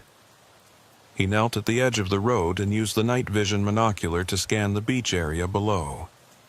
What he saw made his pulse quicken. 3 vehicles were parked in a triangular formation near the waterline, exactly like the setup he'd witnessed at Kihei Point. 2 pickup trucks and what looked like the same commercial van, though at this distance and in these lighting conditions he couldn't be certain they were the same specific vehicles. But the operational pattern was identical, which meant this was definitely the smuggling crew. Movement near the vehicles caught his attention, and he adjusted the monocular to get a better view. At least 6 people were visible, moving between the trucks and carrying objects that appeared to be the same size and shape as the wrapped packages from the previous operation. But this time there was no boat pulled up on the shore.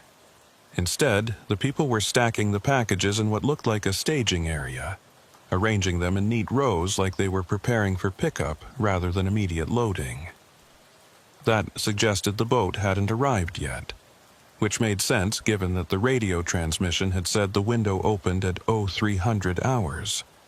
It was currently only 2:58, so they were probably waiting for the marine element to arrive before beginning the actual transfer.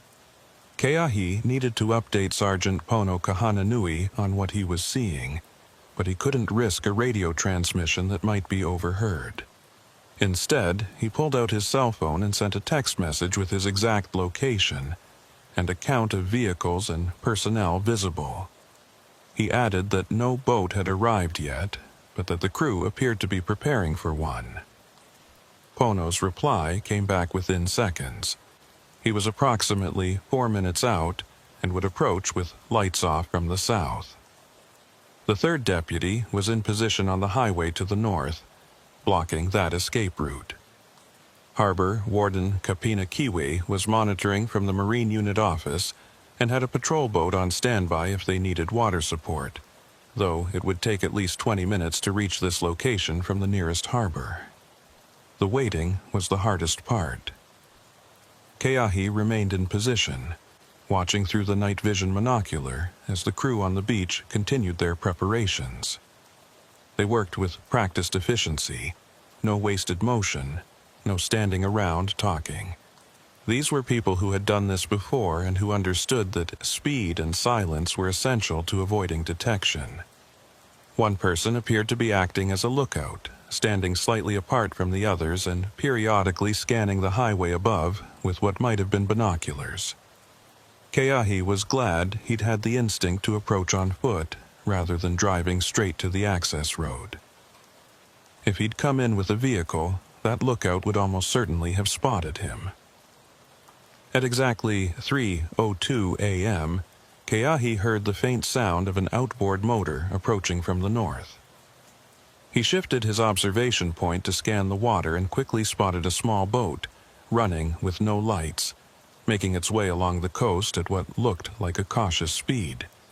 The boat matched the description of the aluminum vessel from the K Point operation, though again he couldn't be certain it was the same specific boat. What mattered was that the marine element had arrived, which meant the transfer was about to begin. This was the moment when the crew would be most vulnerable, focused on loading cargo and less likely to notice law enforcement moving into position.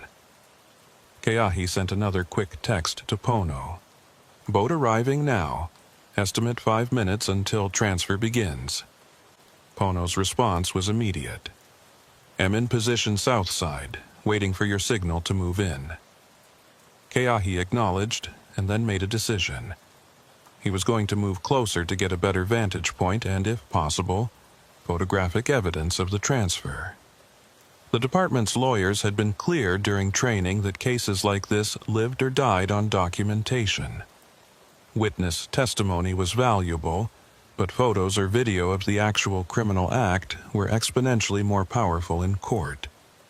He switched his phone to camera mode and began carefully descending the slope toward the beach, using the sparse vegetation and rocky outcrops as cover. The boat had reached the shore now and was being pulled up onto the sand by 2 of the crew members.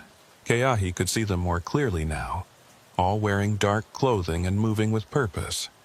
The person who'd been acting as lookout had joined the others, apparently deciding that the critical phase of the operation required all hands on deck. That was a mistake from a security perspective, but it was good news for Keahi, because it meant no one was specifically watching for approaching threats. He reached a position about 50 yards from the nearest vehicle, close enough to clearly see faces and details, and began taking photos with his phone.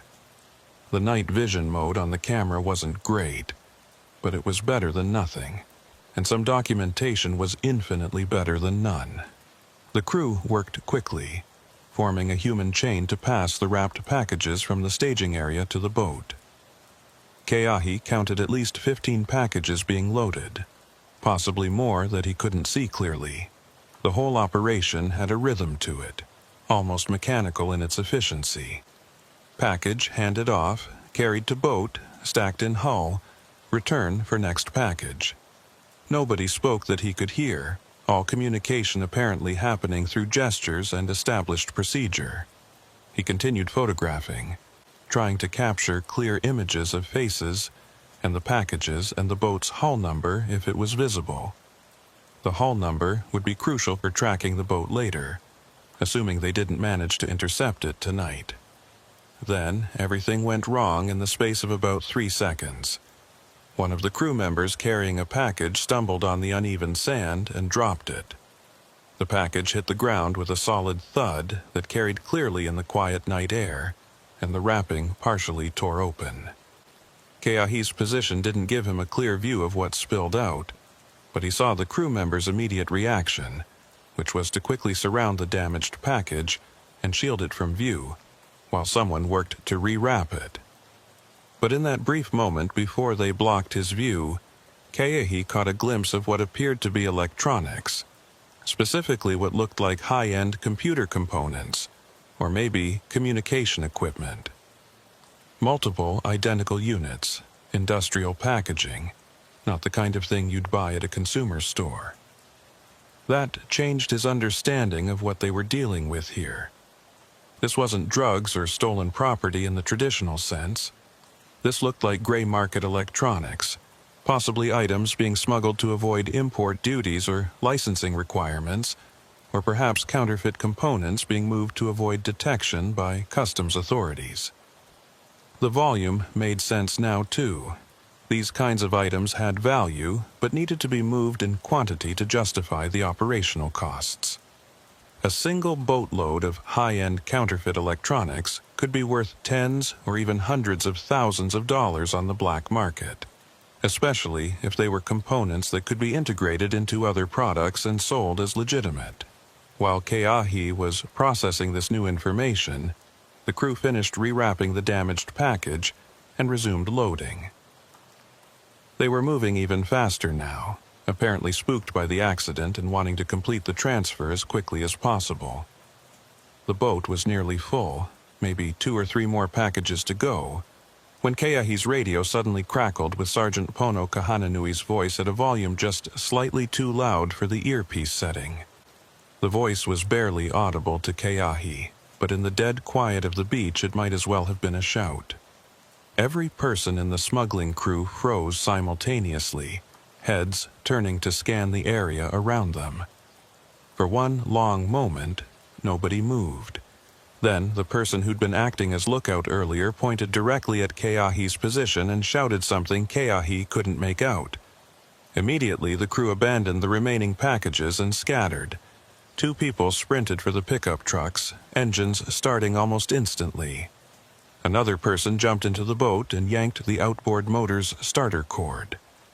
The remaining crew members were running in different directions, some heading for the vehicles and others running south along the beach on foot. It was chaos, the kind of panicked flight that came from knowing you were caught, and your only option was to get away as fast as possible. Keahi made a split-second decision. He couldn't stop all of them, but he could try to block the vehicles from leaving. He sprinted toward the access road, hoping to reach his patrol car and move it to block the exit before the trucks could make it up the steep slope. Behind him, he heard Sergeant Pono Kahananui's vehicle roaring to life, and saw headlights blaze to life from the south, Pono moving in to cut off that escape route. But the northern truck was already moving, tires spinning in the loose sand as it accelerated toward the access road where Keahi had entered. Keahi reached the highway just seconds before the first truck came barreling up the access road. He managed to get his patrol vehicle started and was pulling forward to block the road when the truck emerged onto the pavement. The driver of the truck saw the patrol car and immediately jerked the wheel hard to the left, choosing to drive on the shoulder rather than be boxed in. Keahi tried to adjust his position to cut them off, but the truck was already past him, accelerating north along the highway with its lights off, and the driver clearly willing to take insane risks to avoid capture. Keahi activated his lights and siren and took off in pursuit, radioing to dispatcher Nalani Maho that he was in active pursuit of a suspect vehicle heading north on the coast highway. Nalani acknowledged and began coordinating additional units, but Keahi knew the nearest backup was at least 10 minutes away. He was on his own for now, chasing a vehicle driven by someone desperate enough to flee at high speed on a dark highway with no lights. The speedometer in his patrol car climbed past 70 miles per hour, then 80, and the truck ahead showed no signs of slowing down. This wasn't just someone trying to get away. This was someone who would rather risk dying in a crash than face arrest. The highway along this stretch of coast had been built decades ago and hadn't been significantly upgraded since. It was narrow, with no shoulder in many places, and featured sharp curves that were dangerous even at normal speeds. At 80+ miles per hour in the dark, those curves became potentially fatal. Keahi stayed with the pursuit but maintained enough distance that he could react if the truck lost control. Department policy was clear. The danger of a high-speed pursuit had to be weighed against the severity of the crime being investigated. But this wasn't just a traffic violation or petty theft. This was organized smuggling with potential ties to a homicide, which justified continuing the pursuit at least until backup arrived or the situation became so dangerous that termination was the only reasonable option. The truck's brake lights flashed red as it entered a particularly sharp curve, the vehicle leaning hard to the right as the driver fought to maintain control. Keahi slowed slightly, giving himself more reaction time, and watched as the truck barely made the turn and then accelerated again on the straightaway beyond. They were approaching the area where the highway climbed inland slightly, gaining elevation before descending again toward sea level. The terrain here was even more rugged, with steep drop-offs on the ocean side that would be absolutely unforgiving if a vehicle went over the edge. Then Keahi saw something that made his blood run cold. Another vehicle was approaching from the north, headlights visible in the distance. Probably some unlucky civilian who'd been working a night shift and was heading home along what should have been a quiet highway.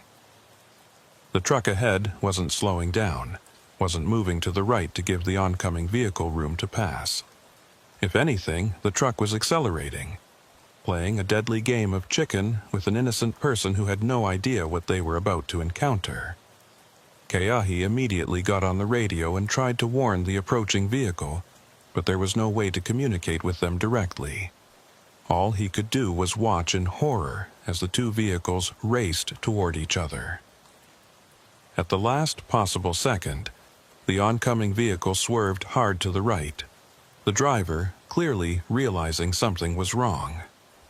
The truck flashed past on the wrong side of the road, missing a head-on collision by what couldn't have been more than a few feet. Keahi glimpsed the civilian driver's face as he passed, frozen in shock and terror, but there was no time to stop and check if they were okay. The pursuit was continuing, and now Keahi was absolutely certain that this driver was willing to kill innocent people to avoid capture. That changed the calculation. This couldn't be allowed to continue on a public highway where other civilians might be endangered. Keahi radioed his decision to dispatcher Nalani Maho. He was going to attempt a precision immobilization technique, commonly known as a pit maneuver, at the next safe location. Nalani acknowledged, but her voice carried a note of concern. PIT maneuvers were dangerous under the best circumstances, and attempting one at high speed on a dark highway was borderline reckless. But letting this pursuit continue until someone died was worse, and Keahi had been trained in the technique and had executed it successfully twice before in lower speed situations. He could do this. He had to do this. The highway ahead opened up into a slightly wider section where the terrain flattened out, providing maybe 100 yards of relatively straight road before the next curve. This was as good as it was going to get. Keahi accelerated, closing the distance between his patrol car and the fleeing truck. He could see the driver's silhouette now, hunched over the wheel, glancing repeatedly in the rearview mirror. The driver knew what was coming but couldn't do anything to prevent it. Keahi matched speed with the truck, positioned his front bumper just behind the rear wheel of the truck's passenger side, and then executed the maneuver. The patrol car made contact with the truck's rear quarter panel, and Keahi immediately steered toward the truck while accelerating slightly. Physics took over. The truck's rear end lost traction and began to slide, the vehicle rotating counterclockwise as the driver tried and failed to correct the spin.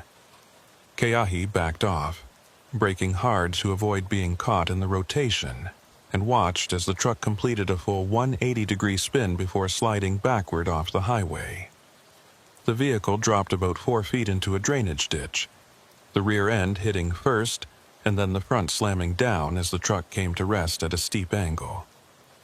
Keahi pulled his patrol car to a stop and immediately exited with his weapon drawn, approaching the crashed truck cautiously.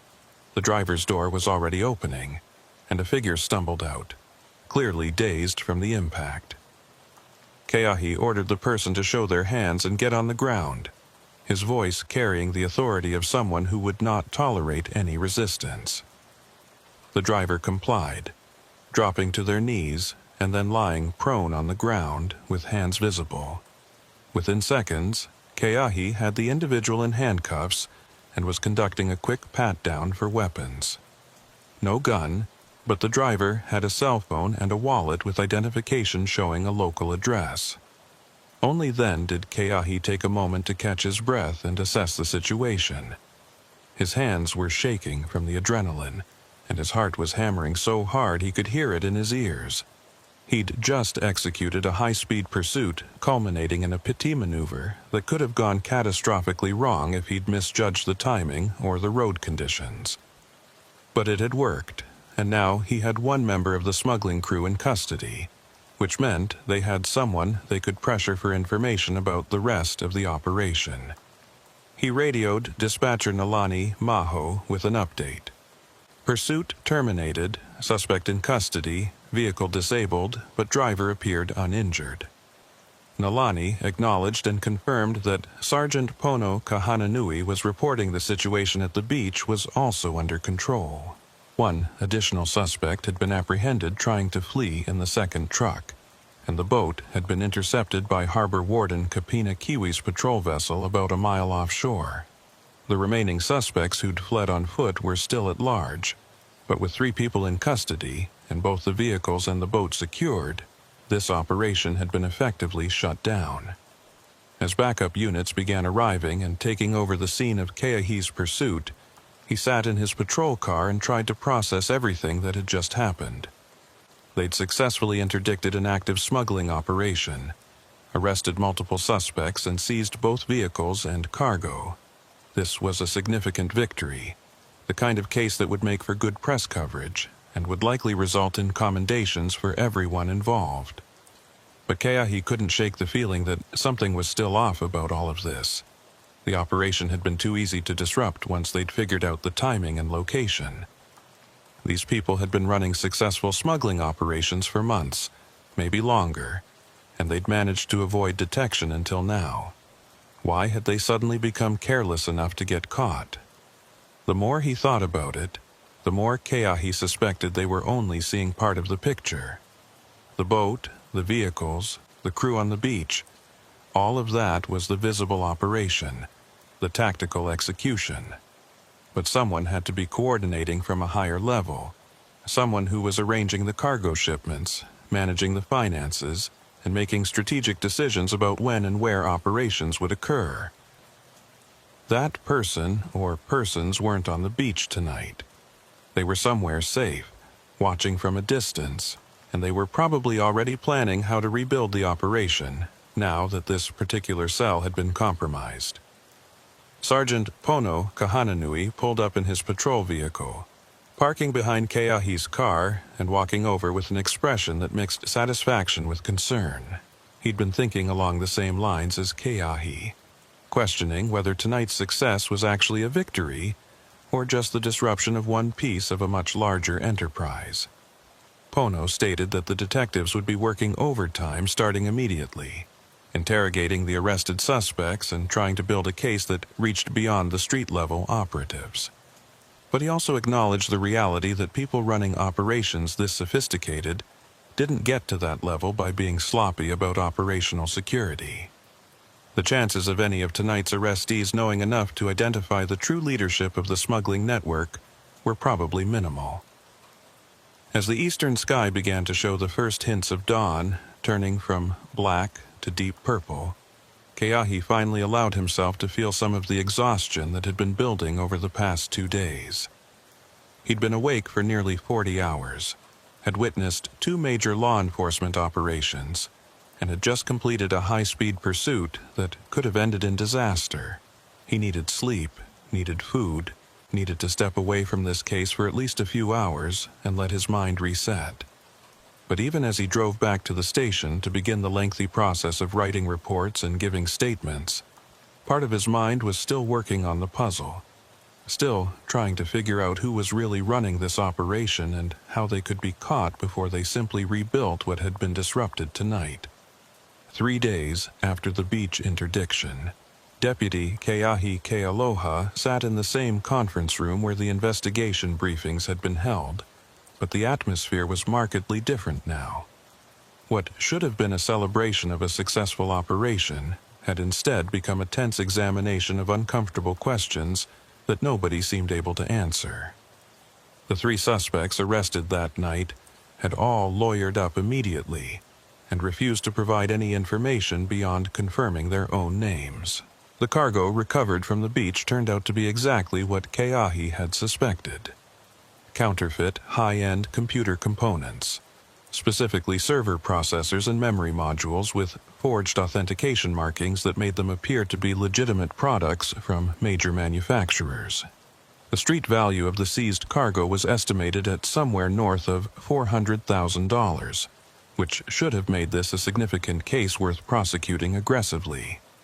But the district attorney's office had thrown cold water on that enthusiasm by pointing out some serious problems with how the evidence had been obtained.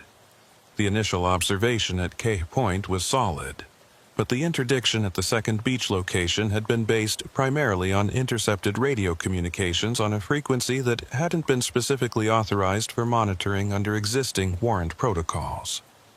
A good defense attorney could potentially argue that the radio intercept constituted an illegal search, which would poison the entire chain of evidence collected afterward. The lead detective on the case was clearly frustrated as she walked the assembled officers through the legal complications. She emphasized that nobody had done anything wrong from a policing perspective. They'd acted on probable cause and had conducted the operation by the book. But the book didn't always account for the complexities of modern communication technology and the Fourth Amendment protections that applied to electronic surveillance.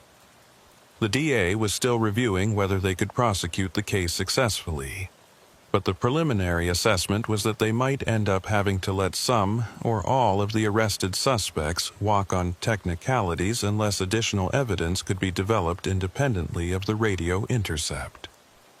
Sergeant Pono Kahananui raised the obvious question. What about the homicide from the beach? That investigation didn't rely on any radio intercepts, just old-fashioned detective work connecting the victim to the smuggling operation. Couldn't they use that case as leverage to pressure the arrested suspects into cooperating? The detective shook her head and explained that the connection between the homicide and the arrested suspects was circumstantial at best. None of the 3 people in custody had any forensic connection to the murder scene. Their alibis for the time of death were shaky, but not provably false. And without cooperation from one of them, there was no way to establish who had actually pulled the trigger. Harbor Warden Kapena Kiu spoke up from his position near the back of the room, stating that his end of the investigation had hit similar walls. The boat intercepted offshore had turned out to be registered to yet another dissolved corporation, this one based in California, with ownership records so convoluted that tracking down who actually controlled the vessel would require months of legal work and probably interstate cooperation that the department simply didn't have resources for. The boat itself was being held as evidence, but unless they could tie it conclusively to the smuggling operation through forensics or witness testimony, it would eventually have to be released back to whoever could prove ownership. What really troubled Capina, though, was something he discovered while reviewing the radar data for the night surrounding the interdiction. The large, unidentified vessel that had been consistently appearing at the offshore rendezvous point hadn't shown up on the night of the operation. In fact, the last time it had appeared on radar was 4 days before the interdiction, and it hadn't been detected in Hawaiian waters since. That suggested someone had tipped off the operation's leadership before the beach transfer even began, giving them time to abort the offshore component while leaving the shore crew to take the fall. The only question was how they'd been warned.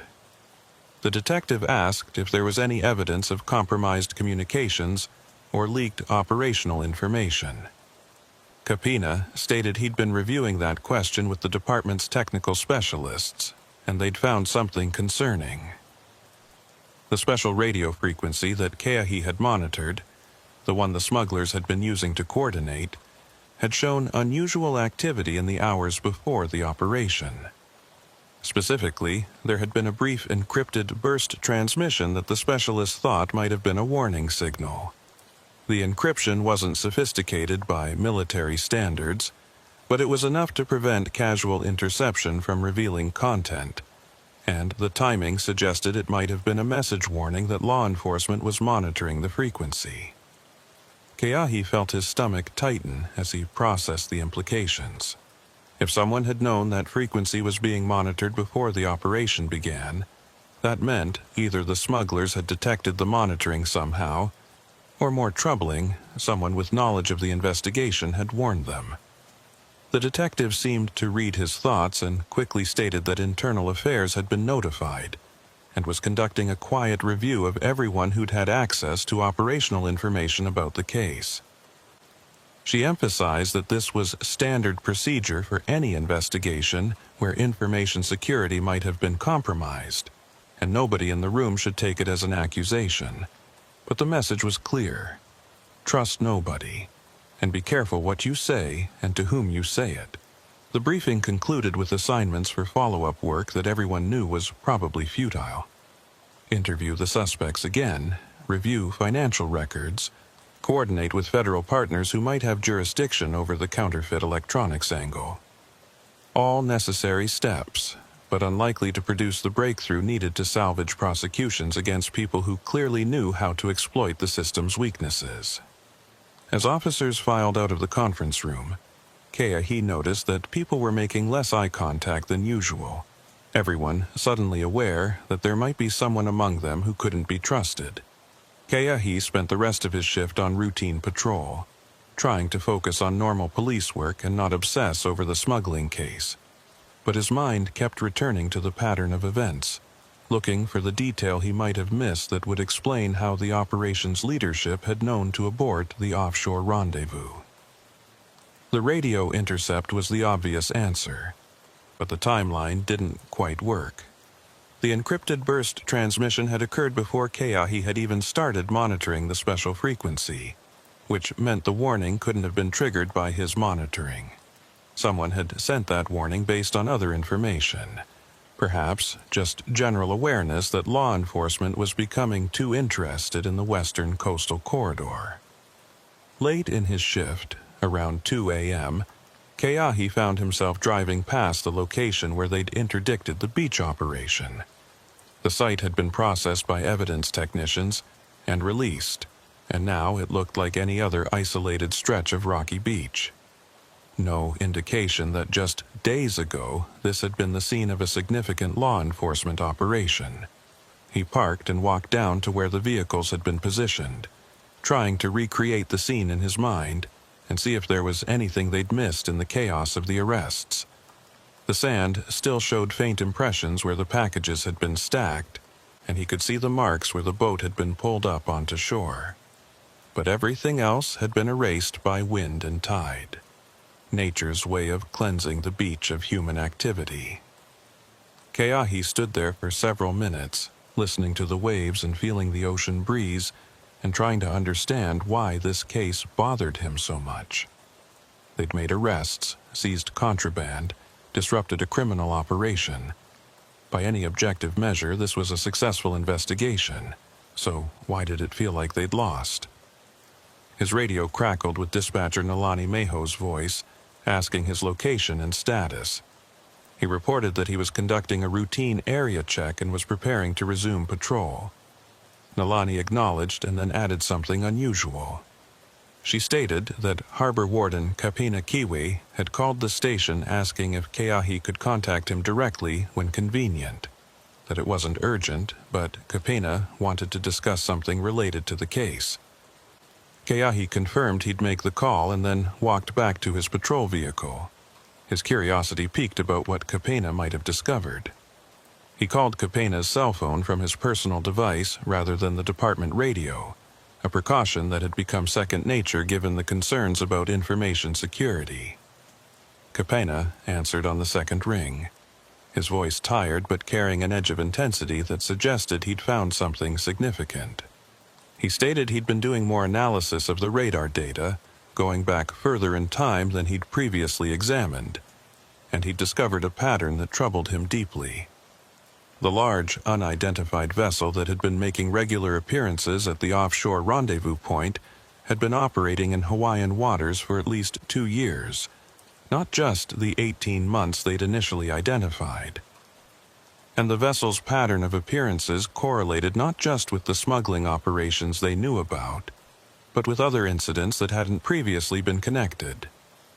Specifically, Kapena had cross-referenced the vessel's appearances with reports of missing cargo from legitimate shipping operations, instances of unexplained salvage claims, and even a couple of boating accidents that had resulted in insurance payouts. In every case, the unidentified vessel had been in the general area around the time of the incident, though never close enough to be definitively linked. But the statistical probability of these correlations being coincidental was essentially zero. What they were looking at wasn't just a smuggling operation. It was a maritime criminal enterprise that had been operating with near impunity for years, using the vast expanse of the Pacific Ocean as cover and exploiting the limited resources of law enforcement agencies to avoid detection. Keahi asked the obvious question. If this vessel had been operating for that long, why hadn't it been identified or intercepted before now? Kapena's answer was blunt and uncomfortable, because nobody had been looking at the pattern comprehensively. Each incident had been investigated in isolation by different agencies with different jurisdictions, and nobody had connected the dots because the vessel was careful never to leave obvious evidence. It only showed up on radar during periods of heavy marine traffic when its presence wouldn't stand out. It never stayed in one area long enough to be tracked, and it appeared to have sophisticated knowledge of patrol patterns and surveillance capabilities. This was organized crime at a level that exceeded anything the local sheriff's department was equipped to handle alone. But here was the part that really concerned Kapena, and why he'd wanted to speak with Keahi directly rather than discuss it in the conference room. Some of the incidents that correlated with the vessel's appearances had occurred at times when law enforcement had been conducting specific operations or investigations in other areas, drawing resources away from marine patrol. The timing was too consistent to be random.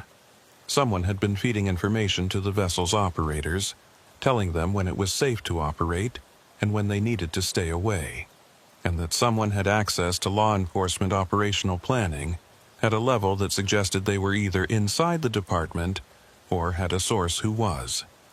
Keahi felt a chill that had nothing to do with the ocean breeze. What Kapena was describing went beyond a compromised investigation. This was systematic corruption, someone actively protecting a criminal enterprise over an extended period. He asked if Kapina had shared this analysis with the lead detective or with Internal Affairs.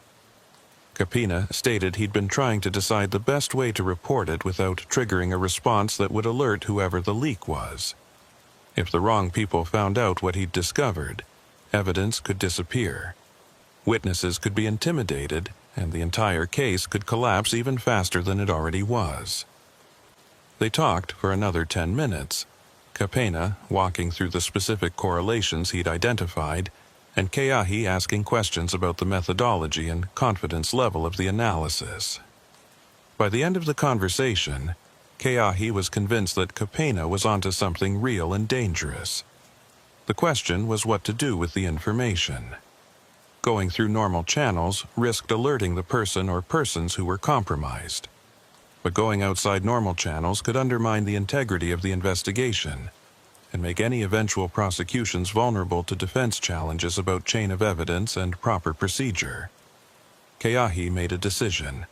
He told Kapena to document everything he'd found, make multiple copies, and store them in secure locations that weren't connected to the department's systems. Then, they'd approach the district attorney directly, bypassing the detective squad and Internal Affairs entirely, and lay out what they'd discovered.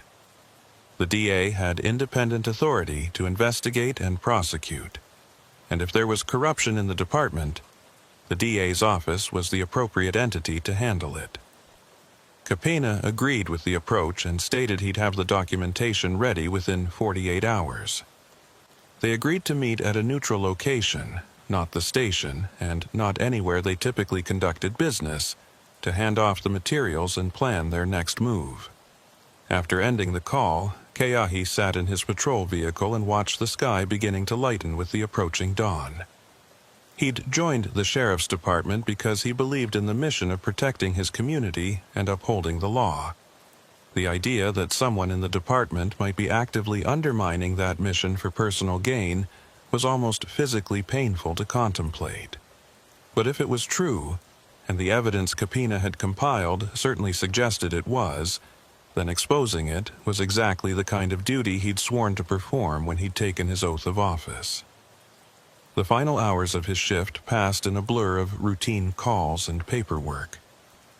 He responded to a disabled vehicle, conducted a traffic stop for a broken taillight, and assisted with a minor accident where nobody was injured, but the drivers couldn't agree on who was at fault. Normal police work, the kind of thing that filled 95% of any patrol officer's time. But his mind was elsewhere, thinking about patterns of corruption and criminal enterprises, and the thin line between the people who were supposed to enforce the law and the people who found ways to profit from breaking it. When his shift ended at 8 a.m., Keahi drove home but didn't go to sleep despite his exhaustion. Instead, he sat at his kitchen table with a notebook and began writing out everything he knew about the case from beginning to end. The initial observation at K Point, the homicide victim on the beach, the pattern of distress calls and radar contacts, the intercepted operation at the second beach, and now Kapena's discovery of correlations that suggested long-term criminal enterprise protected by inside information. Seeing it all laid out in chronological order made the scope of the problem even more apparent. They weren't dealing with a smuggling crew that got lucky for a while. They were dealing with an organization that had systematically infiltrated law enforcement oversight and was using that access to operate with impunity. 3 days later, Keahi and Harbor Warden Kapena Kiawi sat in a small office in the district attorney's building, presenting their findings to a senior prosecutor who specialized in corruption cases. The prosecutor listened carefully, asked pointed questions about evidence and methodology, and reviewed the documentation Kapena had prepared. After nearly 2 hours of discussion, the prosecutor leaned back in her chair and stated what Keahi had been dreading to hear.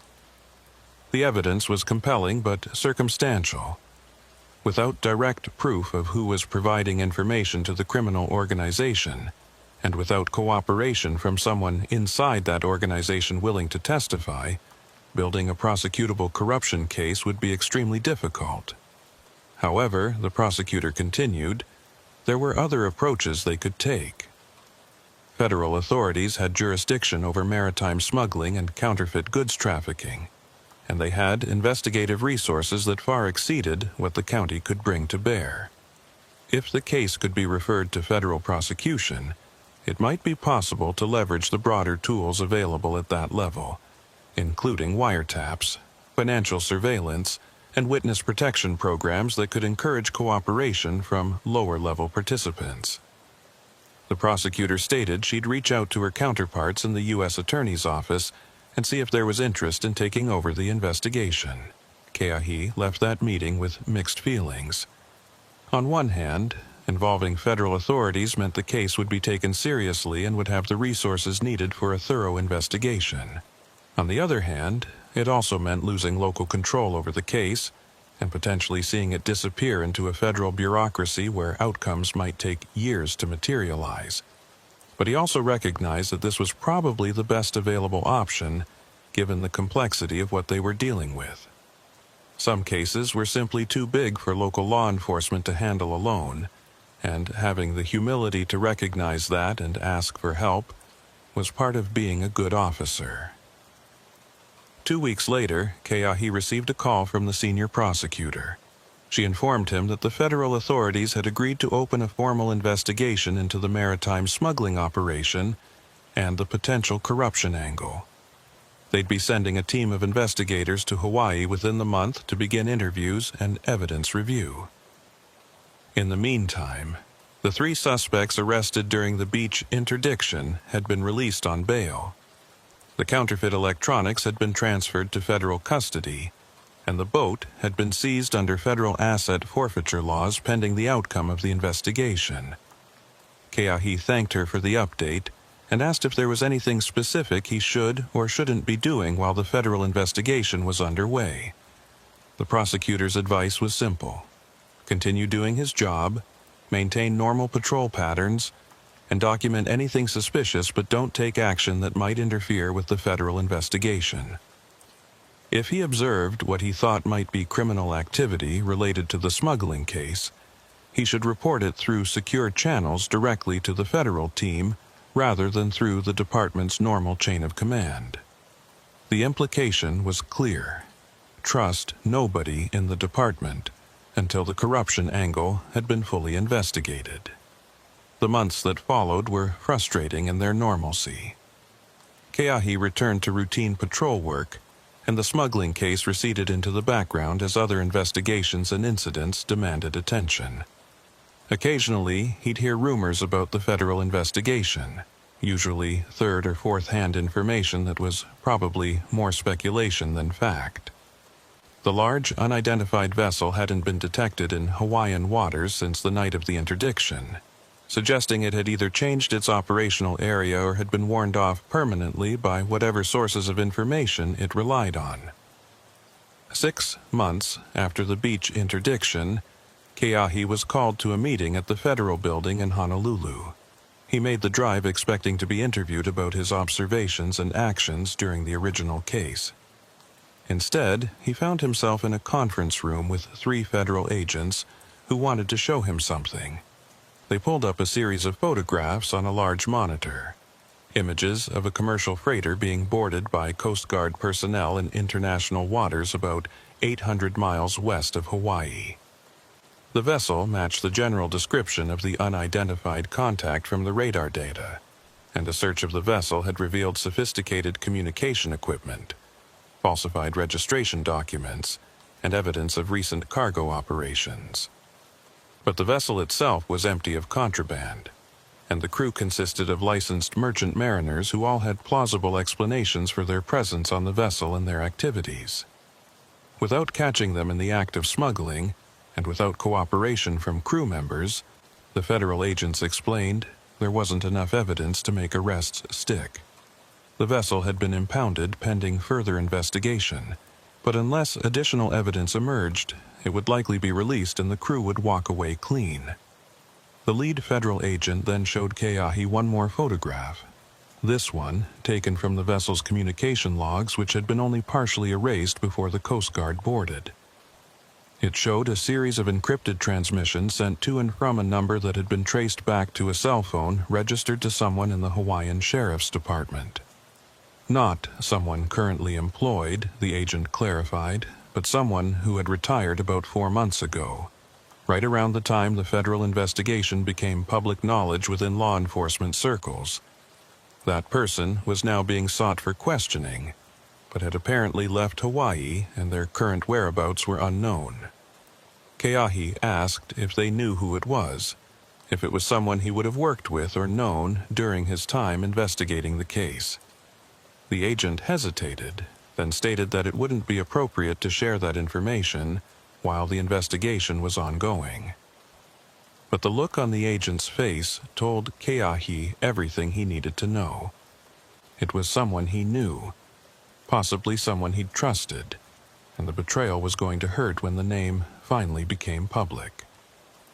The agent thanked Keahi for his work on the case and stated that while the investigation hadn't resulted in the arrests and prosecutions they'd hoped for, it had successfully disrupted a significant criminal operation and had exposed corruption that could now be addressed. As Keahi drove back to his district station, he found himself thinking about the nature of victory in law enforcement. Sometimes you got the dramatic arrests, the successful prosecutions, the public recognition for taking dangerous criminals off the streets. Other times, you did everything right, and still watched the case dissolve into technicalities, bureaucratic complications, and compromises that left nobody satisfied. The smuggling operation had been disrupted, but not destroyed.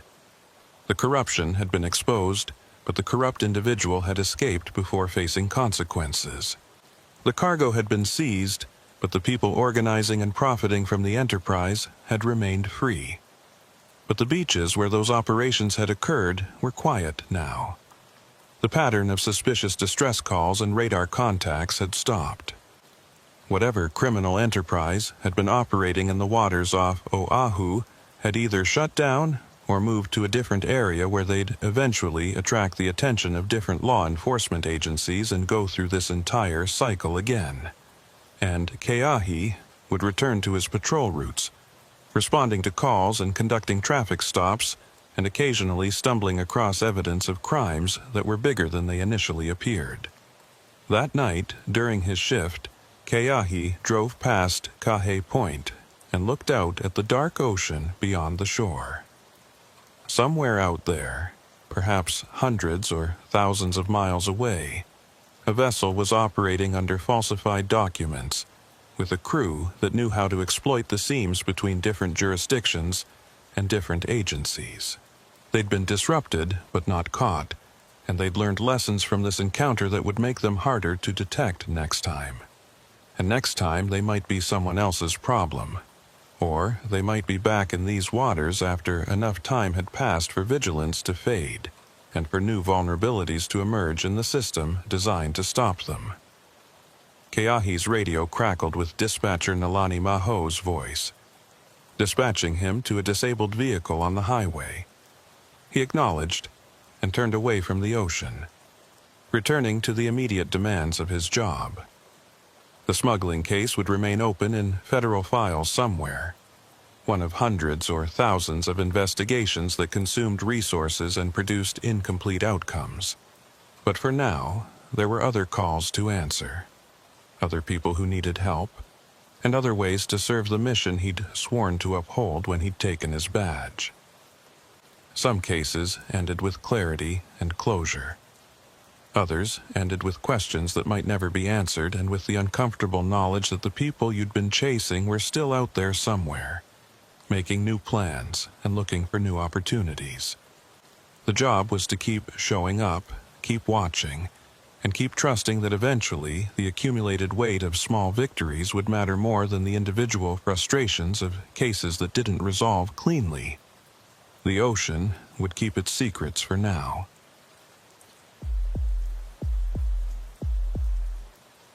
The volcanic fog came down thick that afternoon. the kind of weather that made the saddle road between Hilo and Kona feel like driving through a cloud that had decided to settle on the ground and stay there. Deputy Kaimana Kahili had worked this stretch of the Big Island for 3 years now, long enough to know that when the fog rolled in off Kilauea and mixed with the rain clouds that built up over Mauna Kea, visibility could drop to almost nothing in minutes. He was driving slowly, flashers on, when the call came through from his lieutenant. There was an abandoned vehicle reported about 8 miles ahead, sitting on the shoulder near mile marker 43, and could he check it out when he reached that location? Kaimana acknowledged the call and continued driving, his headlights barely penetrating the gray soup that surrounded his patrol vehicle. The saddle road wasn't technically his primary patrol area, but the department was stretched thin today with 2 deputies out sick and another tied up with a domestic situation in Hilo that had been going on for hours. Lieutenant Nohea Kapuli had asked him to cover this sector as a favor. Just drive through once or twice and make sure nobody was stranded or in trouble on what was essentially a lonely highway cutting through volcanic terrain between the 2 massive mountains that dominated the island. Most days it was an easy assignment, maybe help a tourist with a flat tire, or check on someone pulled over to take photos of the landscape. But something about today felt different, and Kaimana couldn't quite put his finger on why. He found the abandoned vehicle exactly where dispatch had said it would be. A white sedan with rental company markings pulled onto the narrow shoulder with its hazard lights still blinking weakly. The fog was so thick here that Kaimana almost missed it, only spotting the vehicle when he was within 20 feet of its rear bumper. He pulled in behind it and activated his own emergency lights, then sat for a moment observing the scene before getting out. The sedan appeared empty from what he could see, windows slightly fogged from the interior but no visible occupants. The driver's door was closed but not fully latched, hanging open just enough that the interior dome light was trying to stay on and draining what was left of the battery. Kaimana radioed his position to dispatch and confirmed he was investigating the abandoned vehicle. Then he stepped out into the cold dampness of the volcanic fog, immediately feeling the chill through his uniform shirt despite the fact that it was technically summer. The temperature at this elevation was always 15 or 20 degrees cooler than down on the coast, and the moisture in the air made it feel even colder. He approached the sedan carefully, one hand resting on his service weapon out of habit, though nothing about the scene suggested immediate danger. Just an empty rental car on a foggy road, probably some tourist who'd gotten spooked by the weather and called for a ride rather than continuing to drive in these conditions. But when he looked inside the vehicle, things started feeling wrong. The keys were still in the ignition, turned to the off position but not removed. A woman's purse sat on the passenger seat, wallet visible inside, and what looked like a passport or similar document tucked into the side pocket.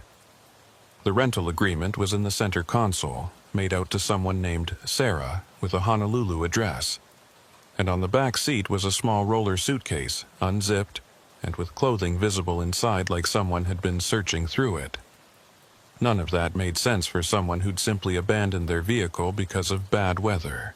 People didn't leave their identification and money behind unless something had forced them to leave in a hurry.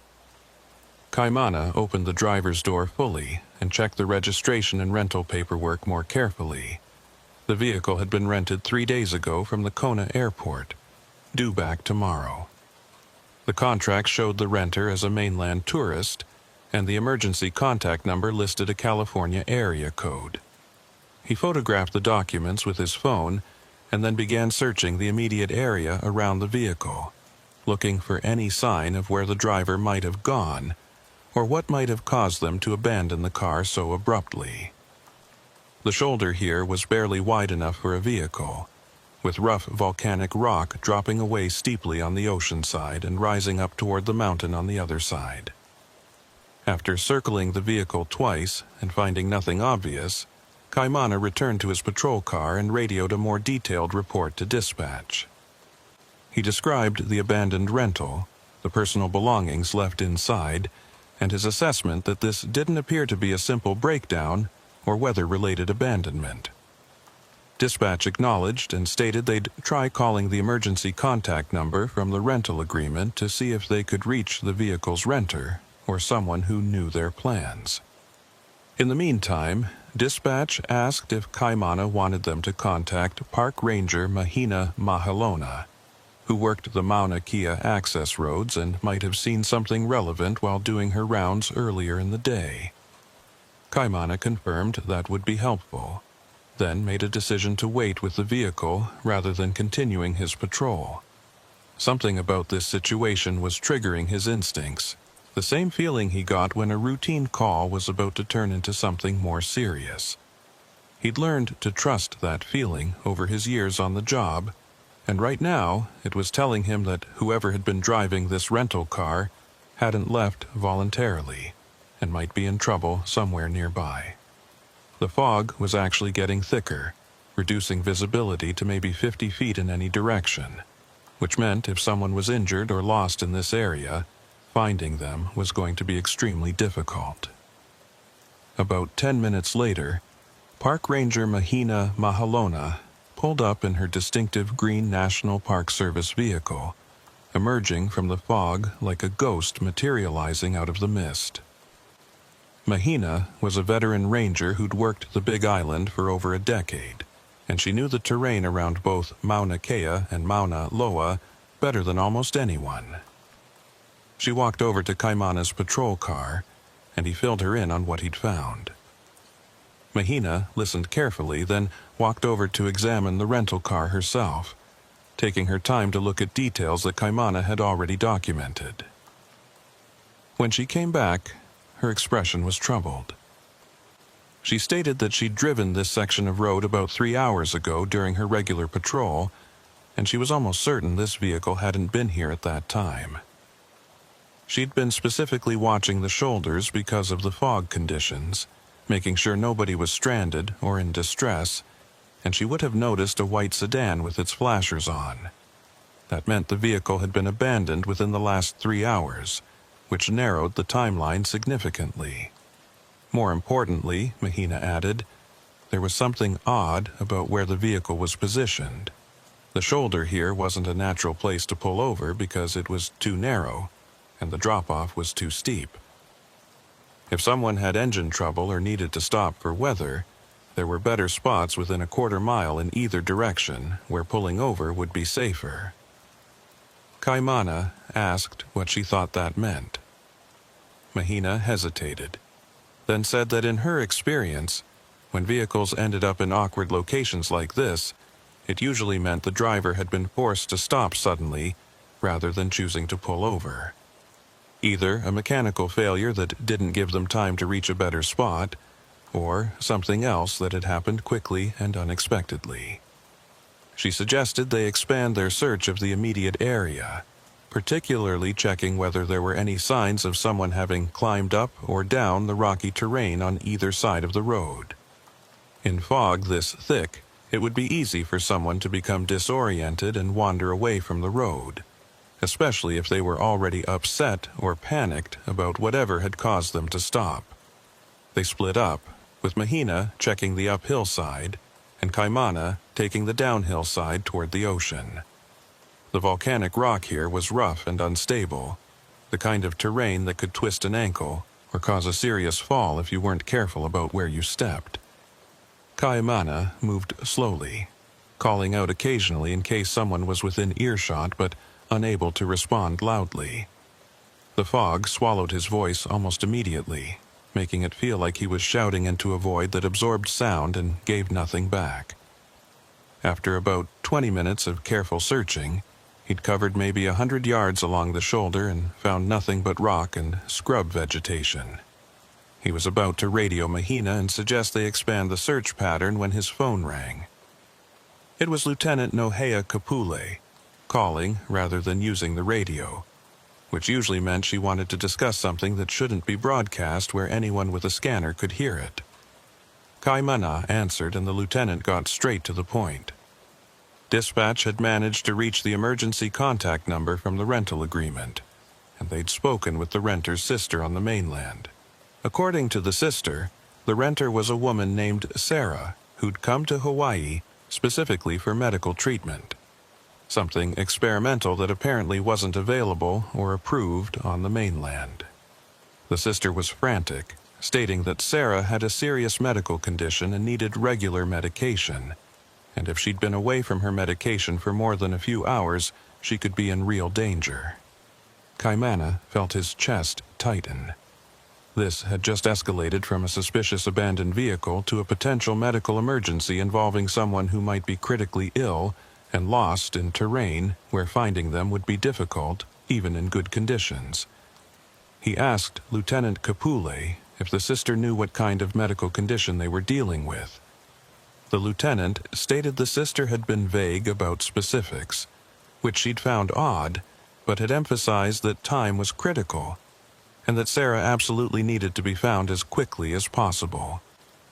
The lieutenant was coordinating with the fire department to get a search and rescue team mobilized, but given the weather and terrain, it would take at least an hour to get personnel and equipment in position. After ending the call, Kaimana walked back to where Park Ranger Mahina Mahalona was still searching the uphill side of the road. He filled her in on what the lieutenant had said, and Mahina's expression went from troubled to seriously concerned. She stated that medical emergencies in this kind of environment were the worst-case scenario because, even if they found the person quickly, getting them to proper medical care could take hours, given the distances involved and the limited helicopter operations in this weather. She pulled out a topographic map and spread it on the hood of her vehicle, using her finger to trace possible routes someone might have taken if they'd left the road on foot. The problem, Mahina explained, was that the terrain here didn't really lead anywhere useful. Uphill would take you toward the Mauna Kea access road eventually, but it was steep and dangerous climbing with no clear trail. Downhill toward the ocean was even worse. All volcanic rock and cinder fields that could extend for miles before you hit anything resembling a road or structure. If Sarah had left the road intentionally, it suggested she'd been trying to reach something specific, maybe a meeting point or a location she'd been given directions to. If she'd left the road because she was disoriented or medically compromised, she could be anywhere within a very large search radius. Kaimana made a decision. They needed to expand the search immediately, not wait for the formal search and rescue team to arrive. He radioed Lieutenant Kapule and requested additional units if any were available, emphasizing that this was now a critical medical situation. The lieutenant acknowledged and stated she'd pull deputies from other areas if necessary, but it would still take time for them to reach this remote location. In the meantime, Kaimana and Mahina should do what they could with the understanding that officer safety was the priority, and they shouldn't take risks that could result in additional people needing rescue. Just as Kaimana was about to resume searching, he noticed something he'd missed during his first examination of the rental car. There was a small piece of paper tucked under the windshield wiper on the driver's side, protected from the moisture by being folded and wedged tightly into place. He carefully extracted it and unfolded it, finding what appeared to be a receipt from a medical supply company in Hilo, dated yesterday. The receipt listed several items that Kaimana didn't immediately recognize, but the quantities and prices suggested someone purchasing supplies for home medical care rather than just over-the-counter medications. At the bottom of the receipt, someone had written in pen a phone number with a note that said, "Delivery confirmation required." He photographed the receipt and then called the phone number, not sure what to expect. The call went straight to voicemail, a generic automated message that didn't identify who or what organization the number belonged to. Kaimana left a brief message identifying himself as County Sheriff's Deputy and stating he needed to speak with someone about a medical supply delivery related to an emergency situation. Then provided his callback number. It was a long shot, but sometimes long shots paid off, especially when you were dealing with situations that didn't make sense through conventional investigation. Park Ranger Mahina Mahalona had been watching this process, and when Kaimana ended the call, she asked what he thought the receipt meant. He admitted he wasn't sure, but the reference to delivery confirmation suggested that Sarah might have been expecting to receive medical supplies at a specific location, possibly somewhere other than a hotel or conventional address. If she'd been seeking experimental treatment that wasn't officially available in Hawaii, that treatment might have been happening in an unofficial location, maybe a private residence or a facility that operated outside normal medical licensing. That would explain why she'd been driving on the Saddle Road, which wasn't the route between any major medical facilities on the island. Before they could discuss it further, Kaimana's phone rang again. It was a number he didn't recognize, a local area code, but not one stored in his contacts. He answered and found himself speaking with someone who identified themselves as being associated with a medical research program on the Big Island. The person said they'd received his voicemail and wanted to clarify some things before providing information.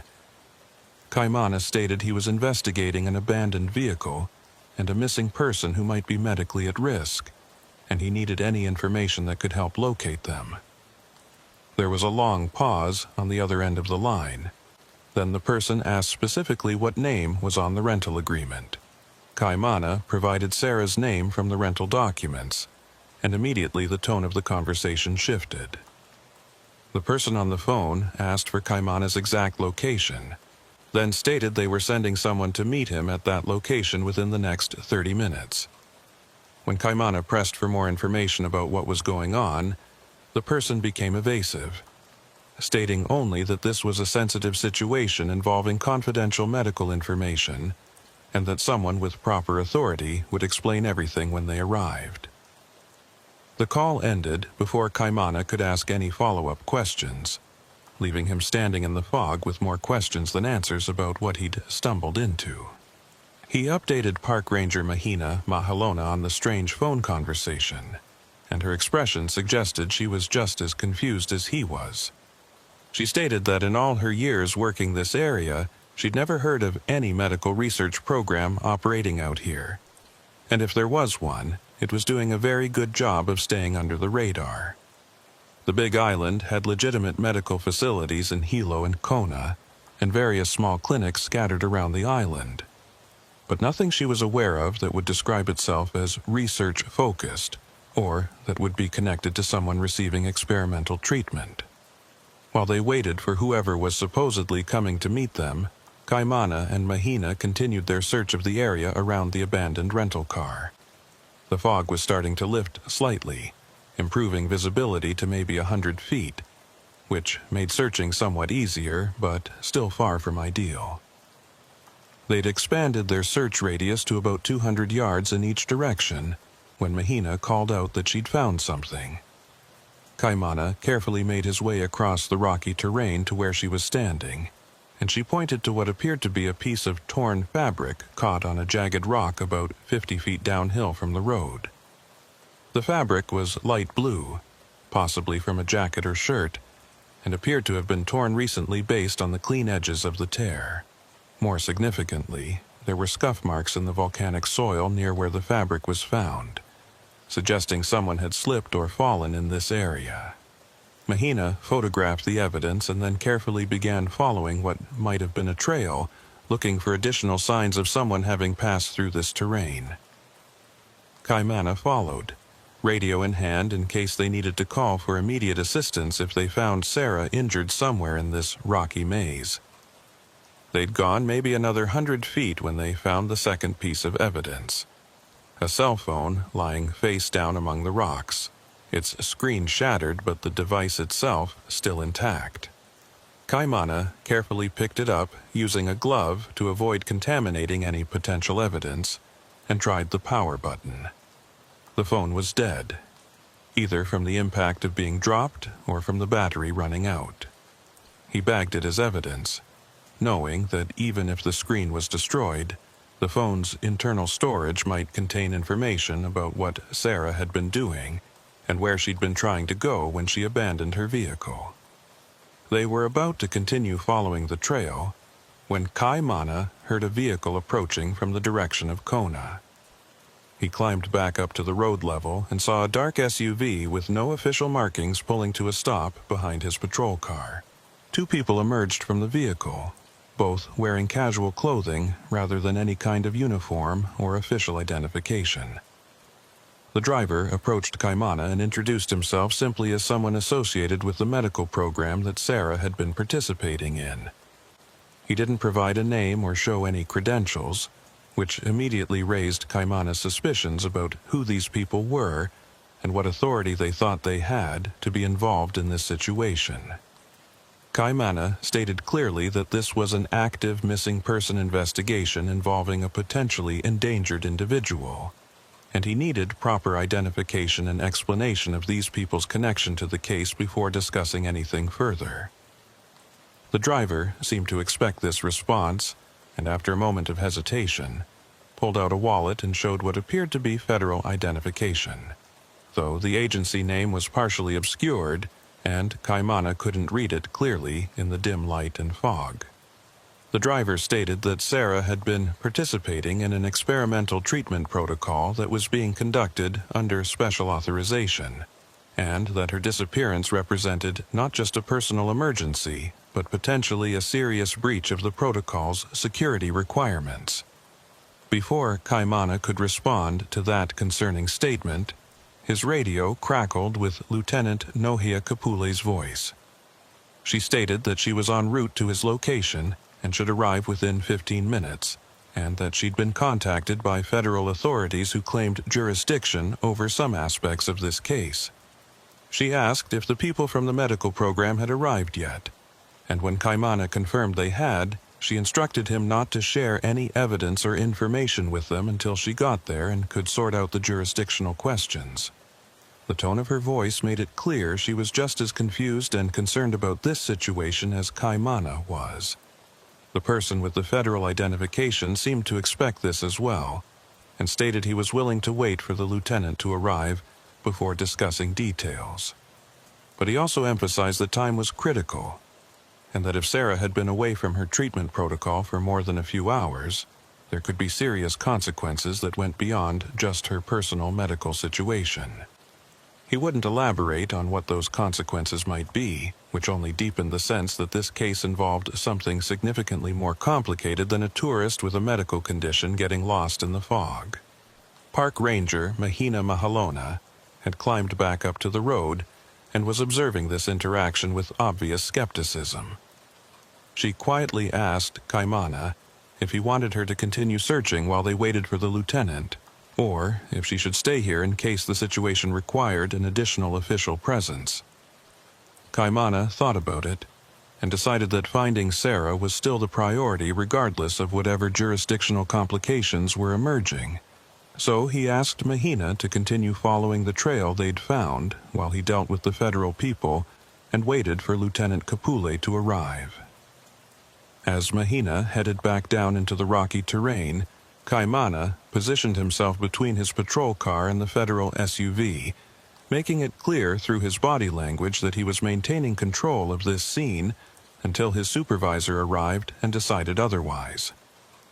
The two federal people seemed content to wait, though they kept glancing at their watches and occasionally speaking quietly to each other in tones too low for Kaimana to hear.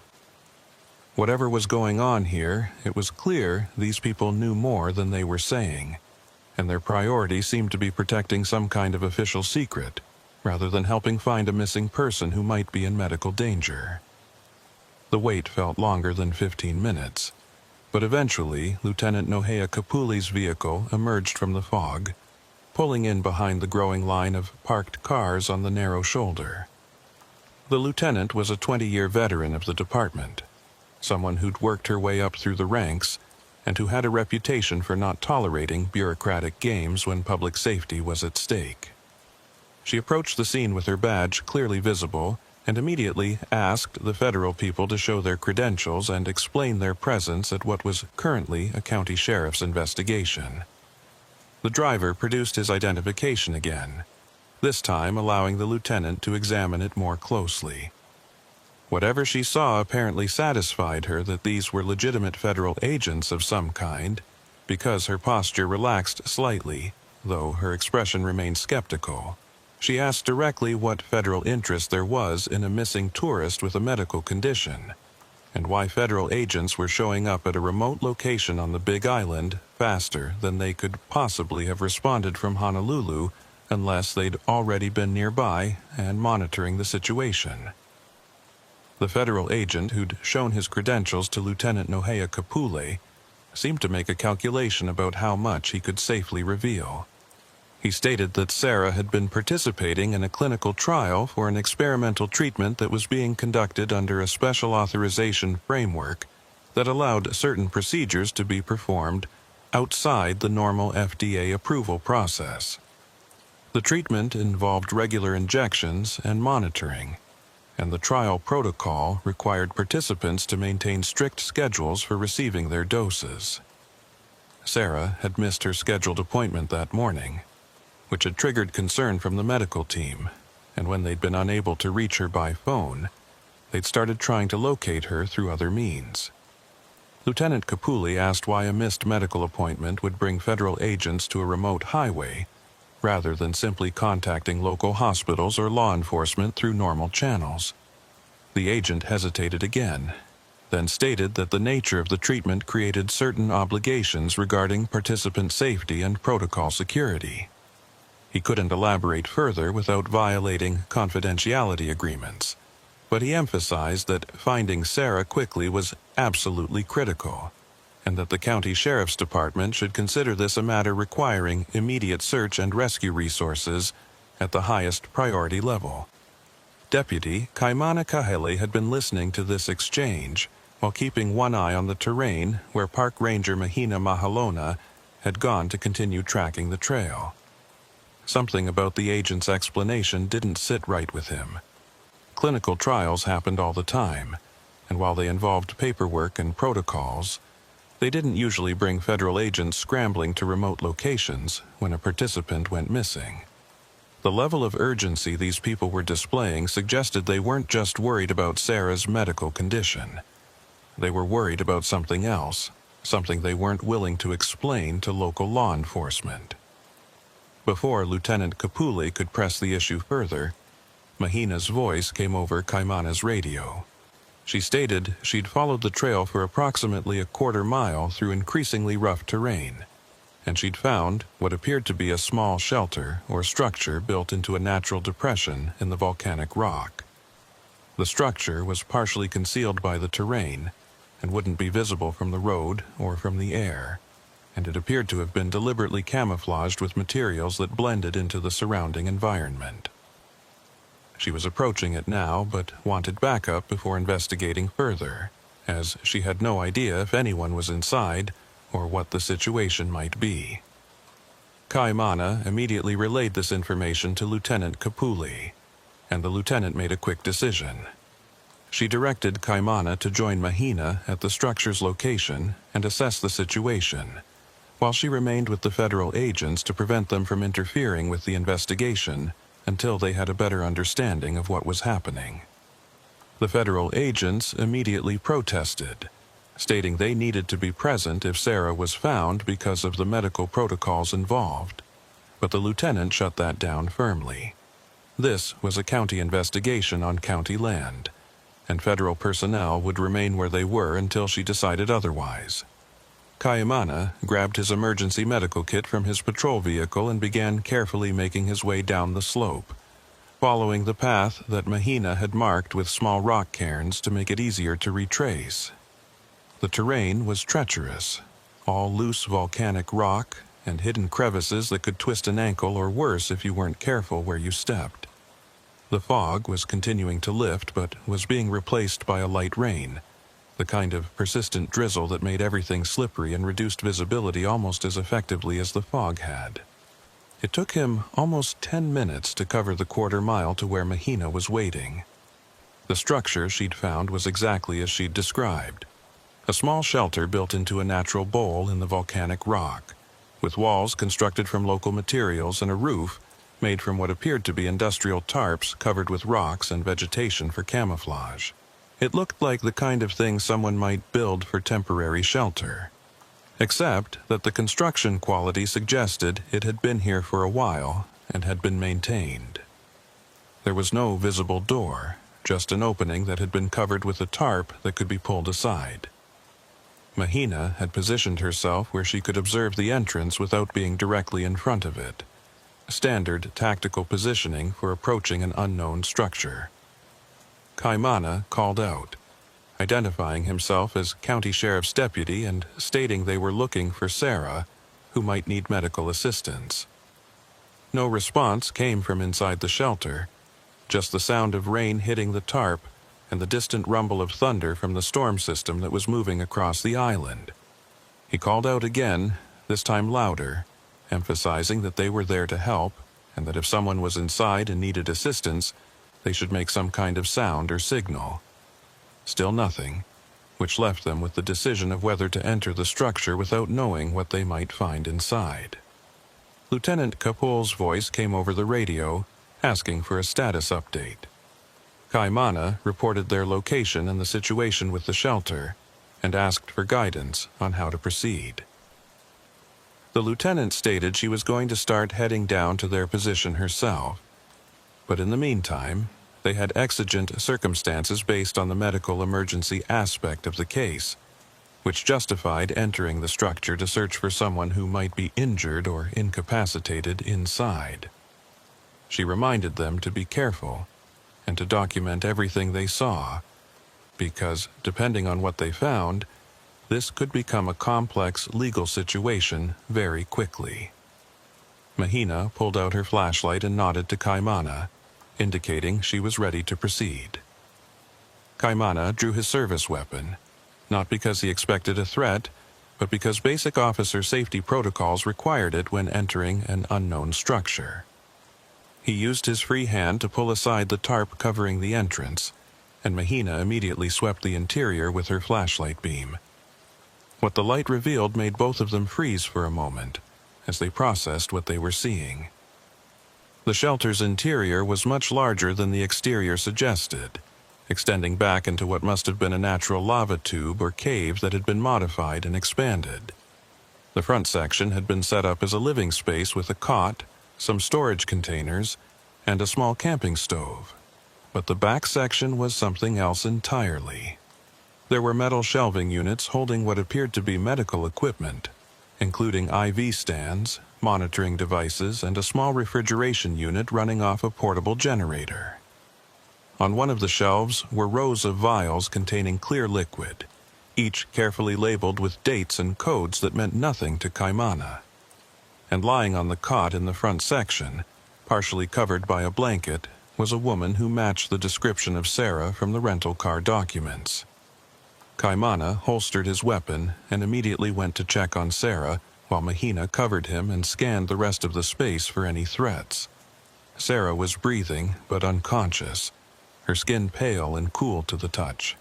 Her pulse was weak but steady, and there were no obvious signs of trauma or injury. What Kaimana did notice were recent injection sites on her arms, multiple small puncture marks that suggested she'd been receiving regular injections of something. Next to the cot was a small medical waste container holding used syringes and empty vials, and a handwritten log that appeared to track injection times and dosages. He immediately radioed Lieutenant Kapule with an update. They'd found Sarah. She was alive but unconscious, and they needed medical evacuation as soon as possible. He also reported that the shelter appeared to be some kind of unauthorized medical facility, and that there was evidence suggesting Sarah had been self-administering some kind of treatment here. The lieutenant acknowledged and stated she was calling for a helicopter evacuation immediately, though the weather might complicate that. In the meantime, she was sending the federal agents down to their location because they might have information about Sarah's medical condition that would be relevant for the paramedics. While they waited, Kaimana began documenting the scene with his phone camera, photographing the medical equipment, the vials, the logbook, and the general layout of the shelter. Mahina was examining the refrigeration unit more closely, and she pointed out that the vials were being kept at a very specific temperature according to the digital display on the unit. Whatever Sarah had been injecting herself with, it required careful storage, which suggested it was probably some kind of biological medication that would degrade if not kept under proper conditions. That level of sophistication went well beyond someone self-medicating with prescription drugs obtained through questionable means. The federal agents arrived about 10 minutes later, slightly out of breath from the difficult climb down from the road.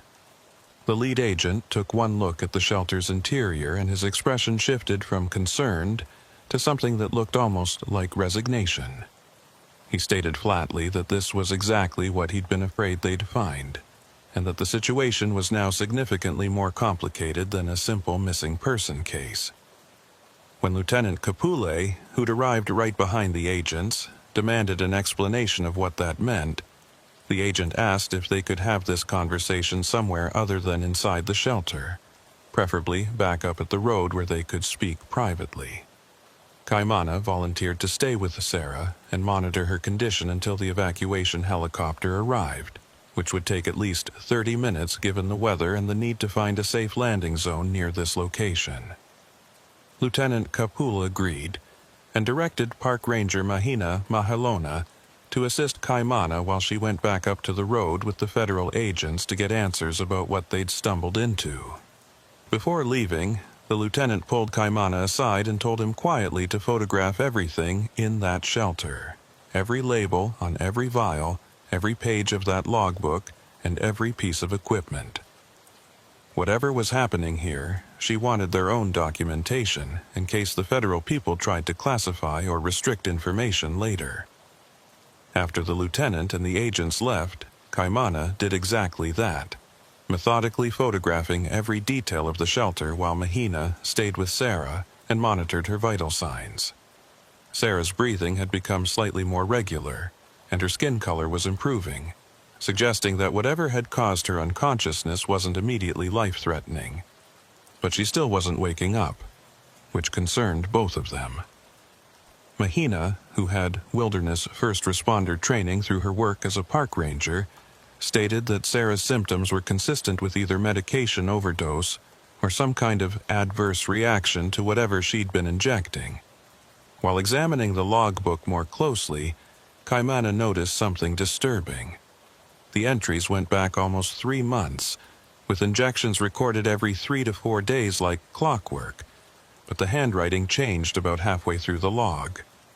The early entries were neat and precise, while the later entries became increasingly shaky and erratic, with some dates circled and notations in the margins that included things like increased tremors and vision issues and difficulty concentrating. Whatever Sarah had been doing to herself, it appeared to be causing progressive neurological symptoms that she'd been documenting, but not stopping. Even more troubling were the entries from the past week. The intervals between injections had decreased, with doses being administered daily rather than every few days, and the dosage amounts had been increased according to the numbers recorded. The final entry was from this morning, just a few hours before Sarah had abandoned her rental car on the highway. The entry was barely legible, but Kaimana could make out the words "severe reaction" and "need help" before the writing devolved into illegible scrawls. Whatever had happened, Sarah had apparently known she was in trouble and had been trying to get help, but something had prevented her from completing that journey. The sound of rotor blades announced the arrival of the medical helicopter, and Kaimana could hear it circling above, trying to find a safe place to land in the difficult terrain and weather. The pilot's voice came over his radio, stating they'd identified a relatively flat area about 200 yards from the shelter's location where they could set down briefly, but the weather was marginal and they'd need to make this quick. Kaimana acknowledged and began preparing to move Sarah, working with Mahina to secure her in a way that would allow them to carry her across the rough terrain to the landing zone. They were in the process of carefully lifting Sarah when her eyes suddenly opened. She looked around in confusion and panic, trying to sit up and push them away. Kaimana immediately identified himself and Mahina, explaining they were law enforcement and park service and that they were getting her medical help. But Sarah's response was unexpected and alarming. She grabbed Kaimana's arm with surprising strength and said, clearly despite her obvious distress, that she couldn't go to a regular hospital, that they didn't understand what she'd been taking, and if they tried to treat her conventionally, it could kill her. She needed to speak with someone from the program, someone who understood the protocol. Kaimana tried to calm her down, stating that the federal agents from her program were here and would meet her at the hospital, but Sarah shook her head violently. She insisted that she needed to speak with them now before she was moved, because there were things she needed to tell someone before her memory got worse. She struggled to reach into her jacket pocket and pulled out a small thumb drive, pressing it into Kaimana's hand. She said the drive contained documentation about the treatment program, about what she'd discovered about the protocol, and about why she thought the program wasn't what she'd been told it was. She made him promise to get the drive to someone in law enforcement who wasn't connected to the federal program, someone who could investigate independently. Before Kaimana could ask what she meant by that, Sarah's eyes rolled back and she lost consciousness again. Mahina checked her pulse and confirmed it was still present but weakening, and stated they needed to get her to the helicopter immediately. They resumed their careful movement across the terrain, with Kaimana pocketing the thumb drive and making a mental note to tell Lieutenant Kapoor about it as soon as they reached the landing zone. Whatever Sarah had been trying to say, it suggested the experimental treatment program wasn't as legitimate or benign as the federal agents had implied. The helicopter crew met them halfway with a litter, and within minutes they had Sarah loaded and were lifting off into the rain-soaked sky. The pilot confirmed they were heading to the hospital in Hilo, and that he'd radioed ahead to have emergency room staff prepared for a patient with unknown medication complications. Kaimana watched the helicopter disappear into the clouds, then turned to Mahina and showed her the thumb drive Sarah had given him. Mahina's expression was grim as she stated they needed to get that to Lieutenant Kapule immediately, before the federal agents asked if Sarah had said anything or given them anything. They made their way back up to the road, arriving muddy and exhausted to find Lieutenant Kapule in what appeared to be a heated discussion with the lead federal agent. The lieutenant saw them approaching and broke away from the conversation, walking over to meet them away from the agents. Kaimana quietly explained what Sarah had said and handed over the thumb drive. The lieutenant examined it for a moment, then tucked it into her pocket and stated they'd be taking it to the department's tech specialist to see what was on it before anyone else knew it existed. The federal agent tried to approach and ask if Sarah had regained consciousness or said anything, but Lieutenant Kapule cut him off and stated that Sarah had been unconscious throughout the evacuation and they had nothing to report at this time. The agent didn't look convinced, but he also couldn't prove otherwise. So he accepted the statement and stated his team would be coordinating with the hospital to ensure Sarah received appropriate care for her specific medical situation. He also stated that the shelter and all its contents were now part of a federal investigation and would need to be secured and processed by federal personnel. Lieutenant Kapule responded that the shelter was located on state land and had been discovered during a county investigation, which meant it fell under state jurisdiction until a federal court order said otherwise. The agent started to argue, but the lieutenant shut it down, stating she wasn't going to debate jurisdiction on the side of a highway in the rain. If the federal government wanted to assert jurisdiction over the shelter, they could file the appropriate paperwork and she'd review it. Until then, the site was a crime scene under county control and would be processed accordingly. She directed Deputy Kaimana Kahale to remain at the location and secure the scene until evidence technicians could arrive to document and collect everything.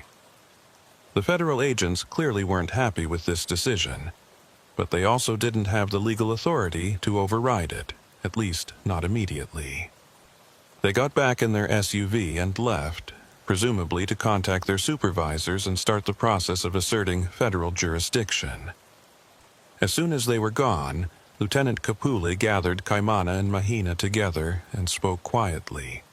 She stated that something about this whole situation felt wrong, and that she wanted them to be extremely careful about who they shared information with until they better understood what they were dealing with. She explained that during her conversation with the federal agents up at the road, they'd claimed the experimental treatment was a legitimate clinical trial approved through special authorization channels. But when she'd pressed for specific details about what agency had granted the authorization and what the treatment was designed to address, the agents had become vague and defensive. They'd cited patient privacy laws and national security considerations, which were standard bureaucratic deflections when federal agencies didn't want to answer questions. But in her experience, legitimate medical research programs were usually happy to explain what they were doing in general terms, even if they couldn't discuss specific patient details. Park Ranger Mahina Mahalona asked the obvious question: what did the lieutenant think was really going on? The lieutenant admitted she didn't know yet, but her working theory was that they were looking at either an unauthorized medical experiment that was being conducted outside proper oversight, or possibly a legitimate program that had gone wrong and was now trying to cover up problems. Either way, Sarah's warning about the program not being what she'd been told suggested there were serious ethical issues at play, and the thumb drive she'd handed over might contain evidence of those issues. The rain was getting heavier, making it clear that processing the shelter site was going to be miserable work, but it was necessary. Lieutenant Kapule called for additional units and evidence technicians, emphasizing this was a priority scene that needed to be documented before weather destroyed evidence or federal agents returned with court orders. She also contacted the department's legal advisor to get guidance on how to handle the jurisdictional dispute with the federal agents, because she fully expected them to return with more aggressive assertions of federal authority once they'd consulted with their supervisors. While they waited for backup to arrive, Kaimana walked Lieutenant Kapule through everything he and Mahina had observed in the shelter, including the medical equipment, the labeled vials, the logbook entries showing Sarah's deteriorating condition, and the evidence of self-injection over an extended period. The lieutenant photographed all of his photos using her phone, creating a backup of the documentation in case something happened to the original files. She also made Kaimana write out a detailed statement right then while events were fresh, wanting a contemporaneous record that could be used later if the case ended up in court. About 40 minutes later, evidence technicians arrived along with 2 additional deputies who would help secure the scene perimeter. Lieutenant Kapule directed them to document everything in the shelter before removing anything, and to pay particular attention to the vials and the refrigeration unit, since those might contain evidence of what substance Sarah had been injecting. She also instructed them to photograph all serial numbers on equipment, in case they needed to trace where the items had been purchased, or who had set up the facility. While the evidence team worked, Kaimana received a call on his cell phone from ER nurse Leilani Kalama at the Hilo Hospital. Leilani was a friend from high school who'd become a nurse, and she was calling because she'd been assigned to Sarah's case when she arrived. Leilani stated quietly that the federal agents had shown up at the hospital within minutes of Sarah's arrival, and had been trying to assert control over her treatment, even attempting to give the medical staff specific instructions about what medications to administer or avoid. The ER doctor had pushed back, stating that he wasn't taking medical orders from non-medical personnel, but the situation had gotten tense, and Leilani thought law enforcement should know that federal agents were interfering with patient care. Kaimana thanked her for the heads-up and immediately relayed this information to Lieutenant Kapule. The lieutenant's expression darkened as she processed this news. She stated this confirmed her suspicions that something was seriously wrong with this supposed clinical trial, because legitimate medical researchers didn't show up at emergency rooms trying to dictate treatment for study participants. That kind of behavior suggested people trying to control information or prevent medical staff from discovering something about what Sarah had been taking. The lieutenant made a decision. She directed one of the deputies to drive to the Hilo hospital immediately and take a position in the ER to observe the situation with Sarah and document any interactions between the federal agents and medical staff. She also called the hospital administrator directly to inform them that Sarah was part of an active criminal investigation and that no one, including federal agents, should be allowed to interfere with her medical care or remove her from the facility without explicit approval from the sheriff's department.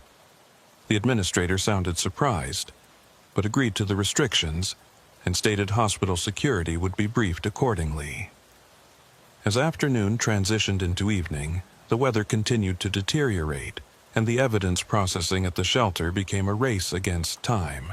The technicians managed to document the scene and collect the key evidence, including all the vials from the refrigeration unit, the logbook, and samples from the used syringes in the medical waste container.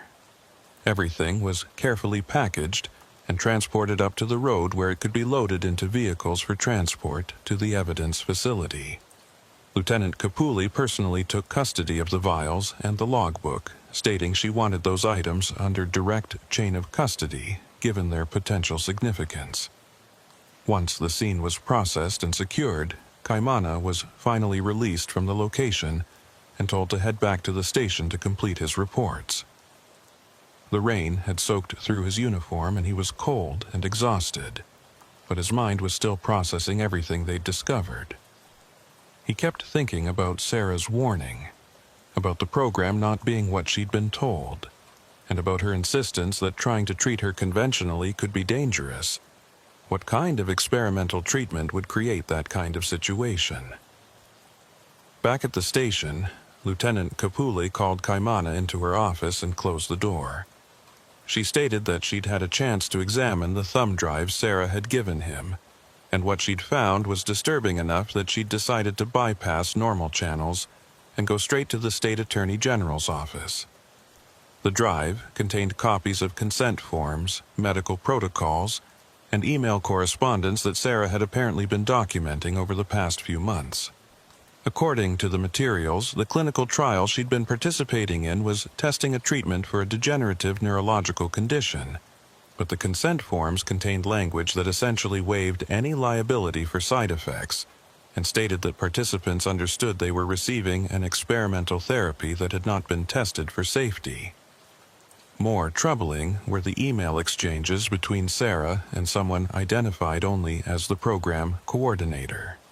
In those exchanges, Sarah had been asking questions about side effects she was experiencing, particularly the tremors and vision problems documented in her logbook. The coordinator's responses had been dismissive, stating that minor side effects were expected and that discontinuing treatment would result in rapid progression of her underlying condition. But what really caught the lieutenant's attention was an email from 2 weeks ago where Sarah stated she'd done some research on the medication codes from the vials and couldn't find any record of them in FDA databases or scientific literature. She'd asked directly whether the treatment was approved, and the coordinator's response had been vague and defensive. Lieutenant Capul stated that based on this evidence, she believed they were looking at an unauthorized human medical experiment being conducted without proper oversight or safety protocols. The federal agent's involvement suggested there might be some government connection, or possibly a legitimate program that had gone rogue. But either way, people were being given experimental treatments that might be harmful and they weren't getting accurate information about the risks. Sarah's deteriorating condition documented in her logbook supported the conclusion that the treatment was causing significant harm. The question now was what to do with this information. If they went public or filed formal charges, the federal government would likely assert jurisdiction and classify the whole thing, potentially burying evidence and preventing accountability. But if they didn't act, there might be other people like Sarah participating in this program and being harmed. The lieutenant stated she was consulting with the Attorney General's office and with the State Health Department to determine the best approach. But in the meantime, they needed to keep investigating quietly and documenting everything they found. Over the following week, bits and pieces of information emerged that helped fill in the picture. The hospital in Hilo reported that Sarah's condition had stabilized once they'd flushed the unknown substance from her system, but she was experiencing significant neurological symptoms that the doctors were struggling to treat without knowing exactly what she'd been taking. Laboratory analysis of the vials from the shelter came back with disturbing results. The substance was a synthetic compound that didn't match any approved medication, and preliminary testing suggested it had both neurostimulant and neurotoxic properties that could explain Sarah's symptoms. Deputy Kaimana Kahele had been checking in regularly with ER nurse Leilani Kalama to get updates on Sarah's condition. Leilani reported that Sarah had periods of lucidity where she could communicate, but also periods of confusion and memory loss that were getting worse rather than better. During one lucid period, Sarah had told Leilani that there were at least 6 other people she knew of who were participating in the same treatment program. All of them patients with serious medical conditions who'd been recruited through online forums and support groups for people with rare diseases. Sarah didn't know most of their real names, just screen names and general locations, but she was worried about them and wanted law enforcement to try to find them and warn them. The federal agents who'd shown up at the shelter location had disappeared after the first day, and attempts to contact them through the phone number they'd provided went unanswered. The identification they'd shown Lieutenant Kapuli had been real, according to federal law enforcement databases, but when the department tried to reach out to the agency those agents supposedly worked for, they were told no such investigation was active and no agents had been dispatched to Hawaii. That suggested either the agents were operating without official authorization, or more likely, that their agency was denying involvement to avoid accountability. Lieutenant Kapuli convened another meeting with Kaimana and Park Ranger Mahina Mahelona to discuss where the investigation stood. She stated that the Attorney General's office was building a case for unauthorized medical experimentation and fraud, but they were facing significant obstacles, including federal government stonewalling and the difficulty of identifying other victims who might have been harmed. The shelter site had been documented and dismantled, but they hadn't found any direct evidence of who had set it up or who was funding and organizing the program. The financial trail had dead-ended at shell companies and offshore accounts that would take months or years to untangle. What troubled the lieutenant most was the possibility that this wasn't an isolated incident. If someone had set up one unauthorized treatment site in rural Hawaii, they might have established others in different locations where oversight was limited, and desperate patients could be recruited to participate in dangerous experiments. The fact that Sarah had found the program through online forums suggested there was a sophisticated recruiting operation happening, targeting vulnerable people who were willing to take risks because conventional medicine had failed them. The investigation was going to continue, but it had effectively hit a wall. Without cooperation from the federal agents or the program organizers, and without being able to identify and interview other participants, they were left with one victim, one illegal facility, and a lot of unanswered questions about who was responsible and why. The Attorney General's office was considering various legal strategies, including filing civil charges that might force information disclosure through discovery processes, but that would take time and might ultimately be blocked by federal courts claiming jurisdiction. 3 weeks after finding the shelter, Deputy Kaimana Kahele drove back to the location where Sarah's rental car had been discovered. The vehicle had long since been towed and returned to the rental company, and the shoulder of the road looked like any other empty stretch of highway. But Kaimana knew that just a quarter-mile down that rocky slope, there had been a secret medical facility where someone had been conducting unauthorized experiments on desperate people.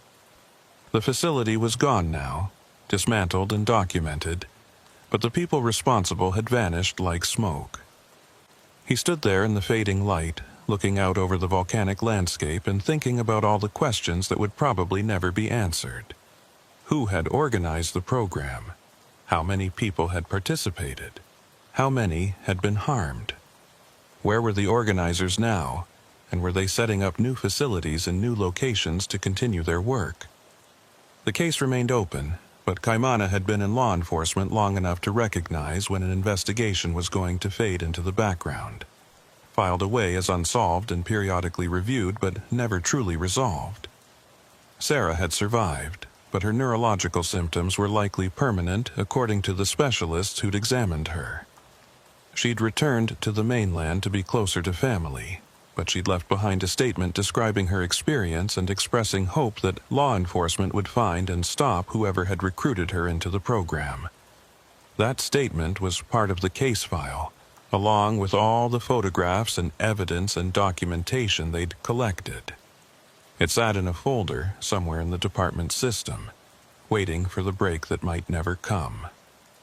As Kaimana drove away from the location, heading back toward the station to finish his shift, he couldn't shake the feeling that they'd uncovered something significant but had failed to fully expose it.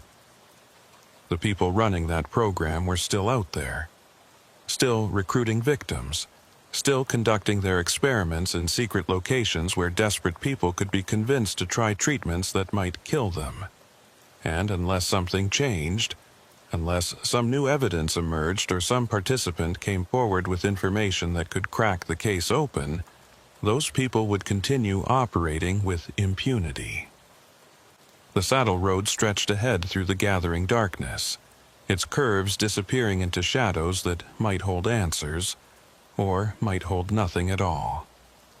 Some cases ended with justice. Others ended with knowledge that crimes had been committed but no way to hold anyone accountable. This one felt like the latter, and that weight would stay with Kaimana long after the official reports were filed and the investigation was marked as inactive pending new leads. The volcanic fog was rolling in again as he reached the station, reducing the world to a gray uncertainty that seemed appropriate for a case defined by questions without answers.